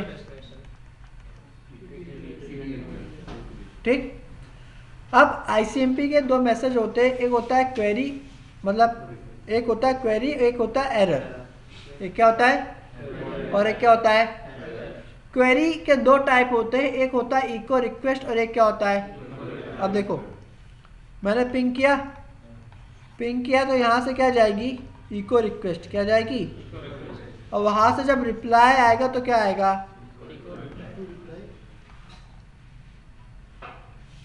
समझाया। यहाँ से इको रिक्वेस्ट जा रही हो, वहाँ से इको रिप्लाई आ।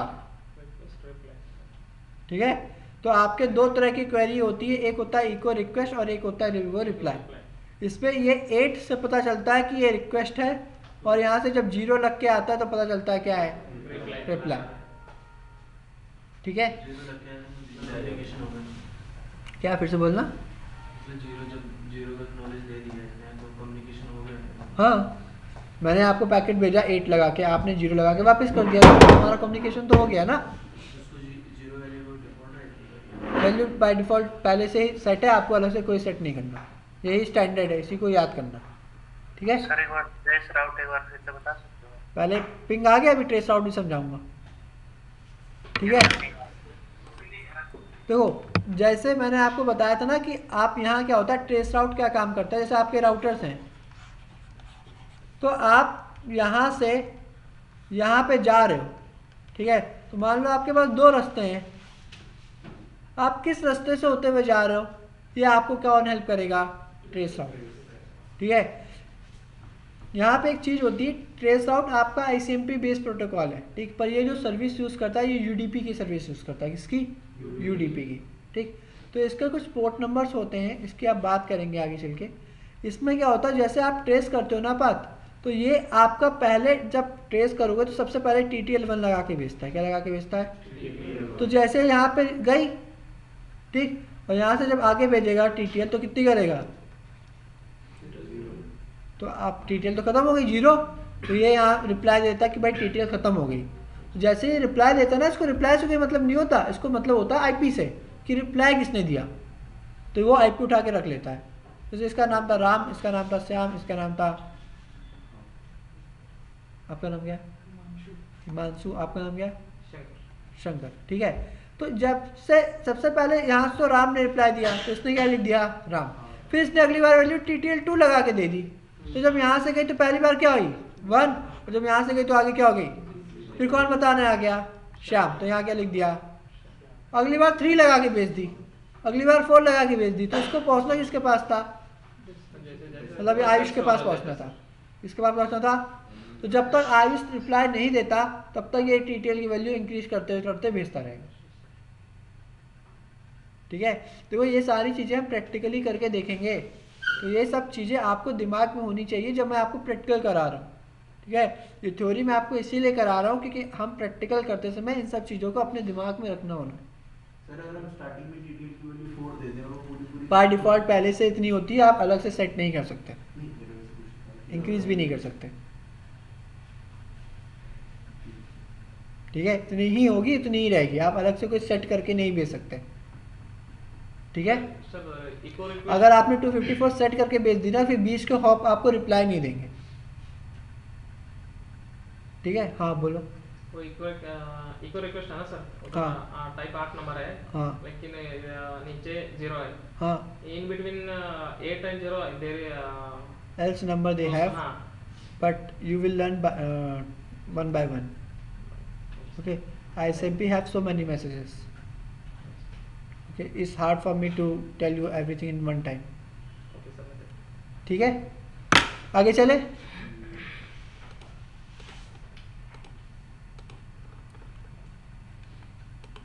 एरर।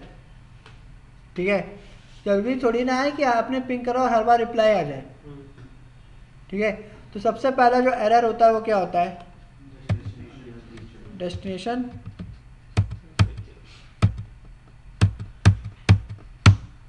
अरे डेस्टिनेशन अनरीचेबल।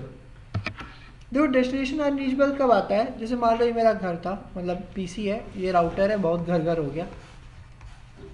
ठीक है, जब इसको राउटर है, ठीक है, मतलब ये एक तरह से मेरा गेटवे है। क्या है? गेटवे। ठीक, मेरा वाला राउटर है जो मेरी कंपनी का।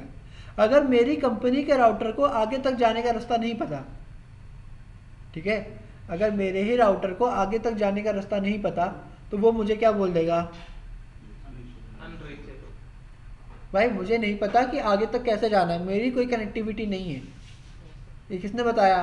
मेरे राउटर ने। ठीक, समझ में आ गया? अब हो सकता है मैंने उसको यहाँ से जाने का रास्ता तो बता दिया, पर उसके वाले राउटर को वापस आने का रास्ता नहीं पता था। सुनाया? मतलब मेरे राउटर ने तो आगे भेज दिया, पर उसके सामने वाले राउटर को वापस आने का रास्ता नहीं बता, तो मेरे पास क्या एरर आएगा?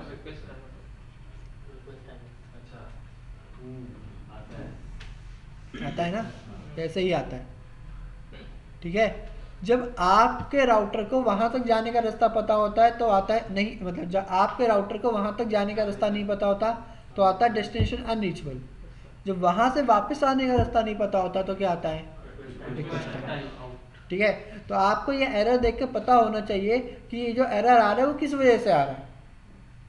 ठीक है, समझ में आ गया। तो हमें तो पता है कि अनरीचेबल है, टाइम आउट है, डिवाइस को कैसे पता। ठीक है,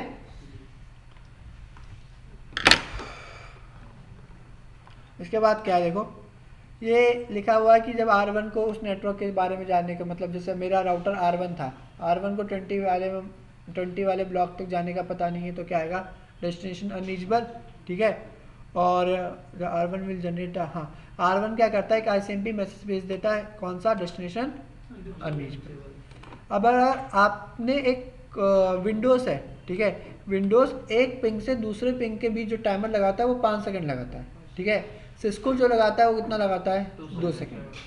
ठीक, अगर आपका विंडोज़ है तो आप एक बार में 4 पैकेट भेजोगे, और अगर आपका सिस्को है तो कितने जाएंगे, 5। ठीक, अगर आप विंडोज़ की बात करते हो तो जो आप एक पिंग जनरेट करते हो वो 32 बाइट का होता है। ठीक, अगर आप सिस्को की बात करते हो तो कितने बाइट का होता है, 100 बाइट्स। ठीक, अगर आपका पिंग सक्सेसफुल हो गया तो आपको एक्सप्लेनेशन मार्क मिलते हैं कि आपका पिंग क्या हो रहा है, सक्सेसफुल। अगर अनरीचेबल आ रहा है तो क्या आएगा, और रिक्वेस्ट टाइम आउट है तो। ठीक है, समझ में आया मेरी बात।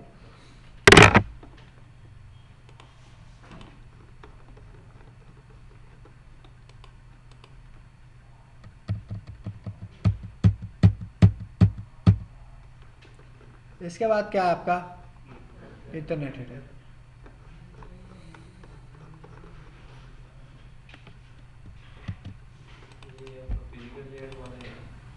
नेटवर्क लेयर पे डेटा लिंक लेयर पे लगता है इथरनेट हेडर। हो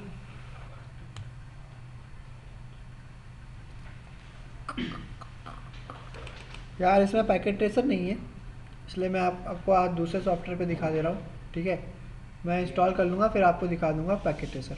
ठीक है,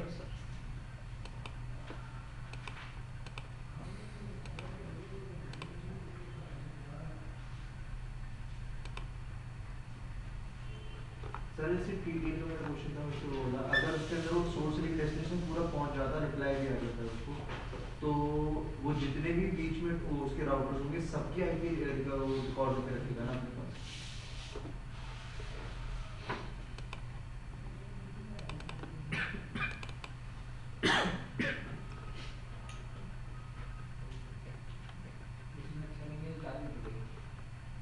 इसमें डालना सब हो जाएगा।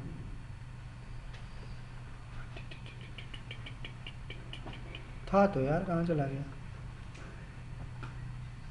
मेरे में ऐसा पैकेट है।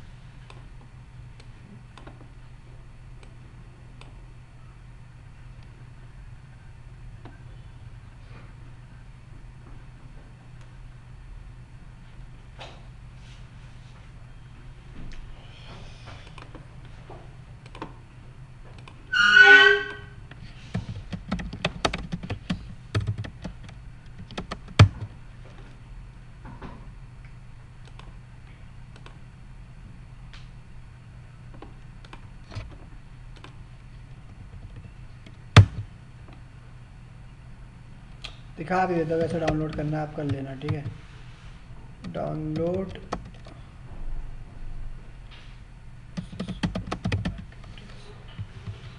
स्टूडेंट वाला करना। ठीक है,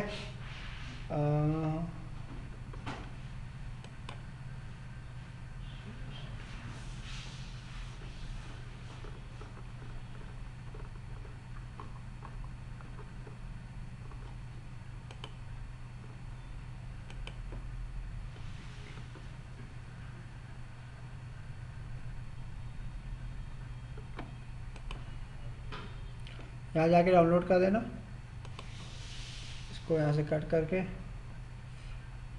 सेव एंड ओपन कर लेना। ठीक है, तो ये डाउनलोड होना स्टार्ट हो गया। ठीक है, ज़्यादा MB का नहीं होता, बहुत ही कम है। ठीक है, देख रहे हो 147 MB का, इतना तो आप कर ही लोगे। क्या भाई? मैक में हो जाएगा, सब में हो जाएगा। ये तो सर पुराना वाला रख देना। यही वाला रखना है अभी। 1 मिनट तो आ गया।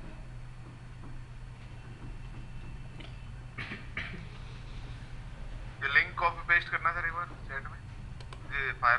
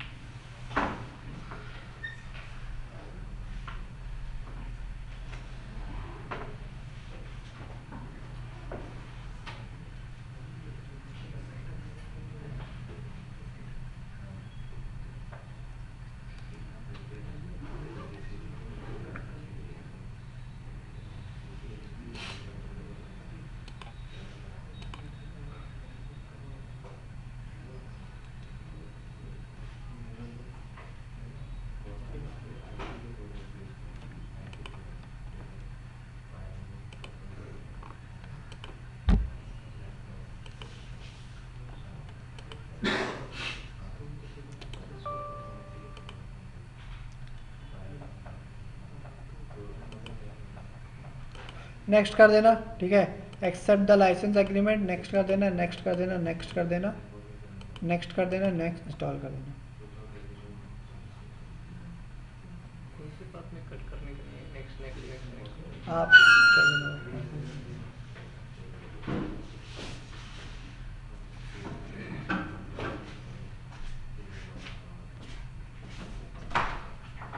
चलो होने दो उसको। ठीक है, तब हम आगे चलते हैं। अब हमने क्या करा, IP हेडर कंप्लीट कर लिया। ठीक है, IP हेडर के बाद एक और हेडर है जिसको हम बोलते हैं क्या है, इथरनेट हेडर। ठीक है, अब इथरनेट हेडर आपका लगता है लेयर 2 पे। ठीक है, लेयर 2 क्या है आपका, डेटा लिंक लेयर। एक तरह इसका नाम है इथरनेट 2 हेडर। क्या है, इथरनेट 2 हेडर। ठीक है,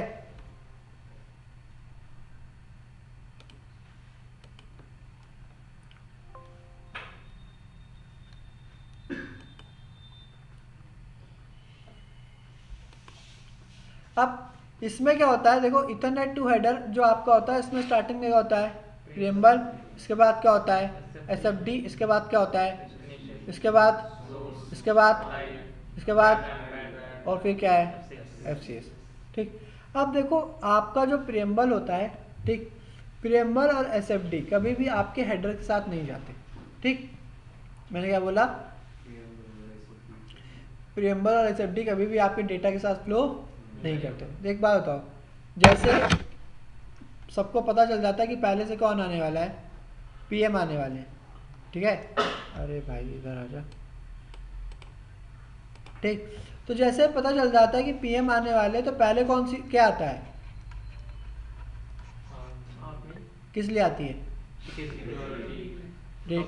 मतलब जो आपकी मतलब रोड है वो सब क्लियर करा देती है, जो पाथ होता है उसको एकदम साफ रखती है ना, कि डेटा जो है वो फ्लो होने वाला, मतलब प्रधानमंत्री आने वाले तो रोड एकदम क्या कराती है, क्लियर करा देती है। और फिर कौन आती है आपकी, पुलिस। ठीक, मतलब आपकी आर्मी और आपकी पुलिस होती है। या तो आप बोलो कि सर पहले पुलिस आती है क्लियर कराने, उसके बाद कौन आ जाती है, आर्मी आ जाती है। ठीक, इसी तरह आपकी जो पुलिस है वो कौन है आपका, और SFD क्या है, प्रीएम्बल आपका जो जाता है वो ये बताने जाता है कि भाई अब ये लास्ट सिंक्रोनाइजेशन मेथड है, हमने अब इसके बाद कुछ भी सिंक नहीं करेंगे, अब जो आने वाला है वो डेटा आने वाला है। समझे, हमने क्या बोला, तो एक बात बताओ, जैसे मैं क्या करूं, मैं IP हेडर पढ़ा रहा था, IP हेडर पढ़ाते मैं आपका इथरनेट हेडर ऐड कर दूं, उसके बाद TCP ऐड कर दूं, उसके बाद UDP ऐड कर दूं, बीच में रुको ही नहीं कहीं, तो आप क्या डिफाइन कर पाओगे कि IP हेडर कब स्टार्ट हुआ, UDP कब खत्म हो गया, नहीं पता लगा पाओगे ना। तो जैसे फ्रेम जा रहे हैं, तो आप कैसे आइडेंटिफाई कर पाओगे कि पहला फ्रेम ये था, दूसरा फ्रेम ये था? कुछ तो बीच में जाना चाहिए लाइन को क्लियर करने के लिए कि भाई ये पहला फ्रेम यहाँ खत्म हो गया, अब यहाँ से दूसरा फ्रेम चालू होगा। कौन जाता है? प्रीएम्बल। ठीक है, एक फ्रेम, अब फ्रेम मतलब आप समझ गए टीसीपी हेडर भी है, आईपी हेडर भी है और ईथरनेट हेडर भी है, और दूसरे फ्रेम के बीच आपका प्रीएम्बल जाता है सबसे पहले, ये बताने के लिए कि भाई अब ये लास्ट मेथड था, अब इसके बाद अगला डेटा आने वाला है। ठीक, उसके साथ ही क्या जाता है? एसएफडी। एसएफडी ये बताता है कि अगली जो बिट है ना वो आपके किसकी है, मतलब अब सीधा डेटा है। ठीक, प्रीएम्बल और एसएफडी कभी भी डेटा के साथ फ्लो नहीं करते, ये पहले ही चले जाते हैं आपकी लाइन को क्लियर कराने के लिए। ठीक, तो जो डेटा आपका आएगा वो कैसे आएगा? क्या ऐसे आएगा? एक बिट ऑन एक ऑफ, एक बिट ऑन एक बिट ऑफ, ऐसे तो नहीं आएगा। ठीक है, क्यों? क्योंकि डेटा पे अगर इमेज आ रही तो सारी बिट या तो कहीं कहीं ऑन होंगी, कहीं ऑफ होंगी, कहीं ऑन होंगी, ऑफ होंगी, ऑन होंगी, ऑफ होंगी, ऐसे होगा ना, क्योंकि बाइनरी आती है, बिट्स आती हैं आपकी। तो ऐसा नहीं होता कि हमेशा अल्टरनेट आए। ठीक है, प्रीएम्बल क्या करता है, स्टार्टिंग में जो 7 बाइट भेजता है ना, 7 बाइट मतलब समझ रहे हो कितने बिट हो गया? 7 बाइट मतलब कितने बिट हुआ? 7 8 जा 56। ठीक है, एक बाइट में 8 बिट होता है, आज चौथी बार बता रहा हूं मैं। ठीक है, तो 7 8 जा कितना हो गया? 56। तो 56 बिट्स आपके 10101010 लग के जाती हैं, ये इंडिकेट करने के लिए। ये प्रीएम्बल होता क्या है? प्रीएम्बल बस एक कीवर्ड है, प्रीएम्बल के अंदर एक चीज होती है जिसको हम बोलते हैं एफएलपी। एफएलपी क्या होता है? फास्ट लिंक पर, मतलब फास्ट लिंक पर क्या था यार, पल्सेस। ठीक है, अब ये क्या है देखो सर, आपकी वॉइस बहुत ज्यादा कट रही है सर। भाई, सबको ये प्रॉब्लम हो रही है क्या? नहीं। तो फिर आप अपना इंटरनेट चेक कर लो भैया। ठीक है, अब प्रीएम्बल क्या है? एफएलपी। प्रीएम्बल कुछ नहीं होता, ये बस एक नाम होता है। जैसे आपका वो था, क्या था यार, एफसीएस। एफसीएस कुछ नहीं था, उसके अंदर एक फील्ड थी, कौन सी, जो काम कर रही थी, फ्रेम चेक सीक्वेंस। कुछ नहीं था, फ्रेम चेक सीक्वेंस के अंदर एक वैल्यू थी सीआरसी, जो हमारा काम करने में हेल्प कर रही थी। ऐसे ही आपका प्रीएम्बल नहीं होता, प्रीएम्बल के अंदर एक फील्ड होती है fast link pulses. Ethernet frame starting with 7 bit preamble. This is the pattern of alternate 0 and 1s which indicate starting of the frame and allows sender and receiver to establish bit synchronization। मतलब अब हमने bit synchronization कर ली है, अब इसके आगे हम कोई synchronization प्रोसेस नहीं करेंगे। एक हमने करा था जब हमने 3-way हैंडशेक किया था, ठीक, और एक अब। ठीक, इसके बाद कह रहा है preamble was introduced to follow for the loss of the few bits due to the single delay. Signal की डिले की वजह से हमने प्रीएम्बल का यूज़ करना स्टार्ट किया था कि भाई पहले से सामने वाला सिक्योर रहे कि सिग्नल ख़राब नहीं होना चाहिए, डेटा आ रहा है। ठीक, but today high speed Ethernet does not need preamble to protect the frame. अब हम जो कर रहे हैं हाई स्पीड लिंक्स को यूज़ कर रहे हैं, तो अब हमें प्रीएम्बल की ज़रूरत नहीं पड़ती, ये हमें पहले ज़रूरत पड़ती थी।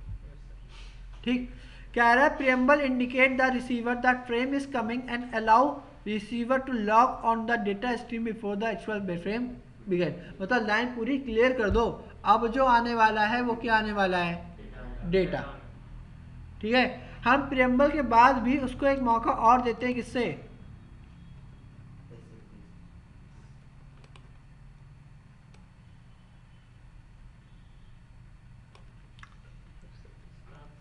अब प्रीएम्बल था 101010 लगातार 56 बिट कितनी? 10। कहीं कहीं आप देखोगे प्रीएम्बल 8 बाइट का दिखेगा और कहीं कहीं देखोगे 7 बाइट का दिखेगा। अब कहो सर 1 बाइट कहाँ गया? तो जहां आपको प्रीएम्बल 8 बाइट का दिख रहा है उसमें आपका प्रीएम्बल के साथ क्या जुड़ गया? और जहां प्रीएम्बल 7 और एफडी 8 तो ये अलग अलग। ठीक, अब कह रहा है the last 2 bit set to the 11 to notify adjacent device the stop sending FLP and start receiving data, कि आप FLPs भेजना हमने बंद कर दिया, अब जो आ रहा है वो डेटा ही आएगा, अब हमारे पास कोई लास्ट मौका नहीं बचा। मैं आपसे रोज कहता हूँ पढ़ लो पढ़ लो पढ़ लो पढ़ लो, और आप पढ़ लेंगे और अगले दिन क्या आ गया, ठीक। अब ये लास्ट है, अब हमारे पास कोई मौका रिवीजन का नहीं बचा। This is 1 byte field which is always set to 10101011। जब तक FLP था 101010 थे हम, लास्ट की जहां 11 है, अब इस 1 के बाद आपका डेस्टिनेशन मैच स्टार्ट हो जाएगा। SFD indicate that a coming bits are starting of the frame which is the destination address. Sometimes SFD is considered as the part of preamble. This is the region preamble is described as a SFD warns station or station that is the last chance of synchronization. मतलब एक and से दूसरे and के बीच हमने बता दिया कि अब ये लास्ट था, अब कुछ नहीं हो सकता, अब बस डेटा ही आएगा और कुछ नहीं। जितना हेडर जो इनकैप्सुलेशन जो करना था ऊपर हो चुका, ठीक है, समझ में आई मेरी बात। मैसेज आया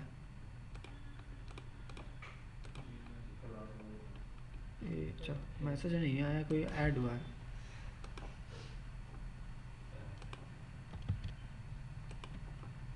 अविनाश कुमार झा,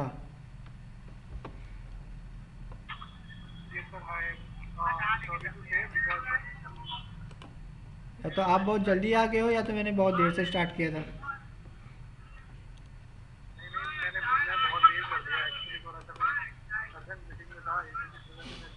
चलिए ठीक है, थैंक यू। चलिए आगे हम पढ़ते हैं, ठीक है, आगे नहीं पढ़ते आज इतने ही रखते हैं, ठीक है, वरना मुझे लग रहा है आपके तो छोड़े हैं, ठीक है।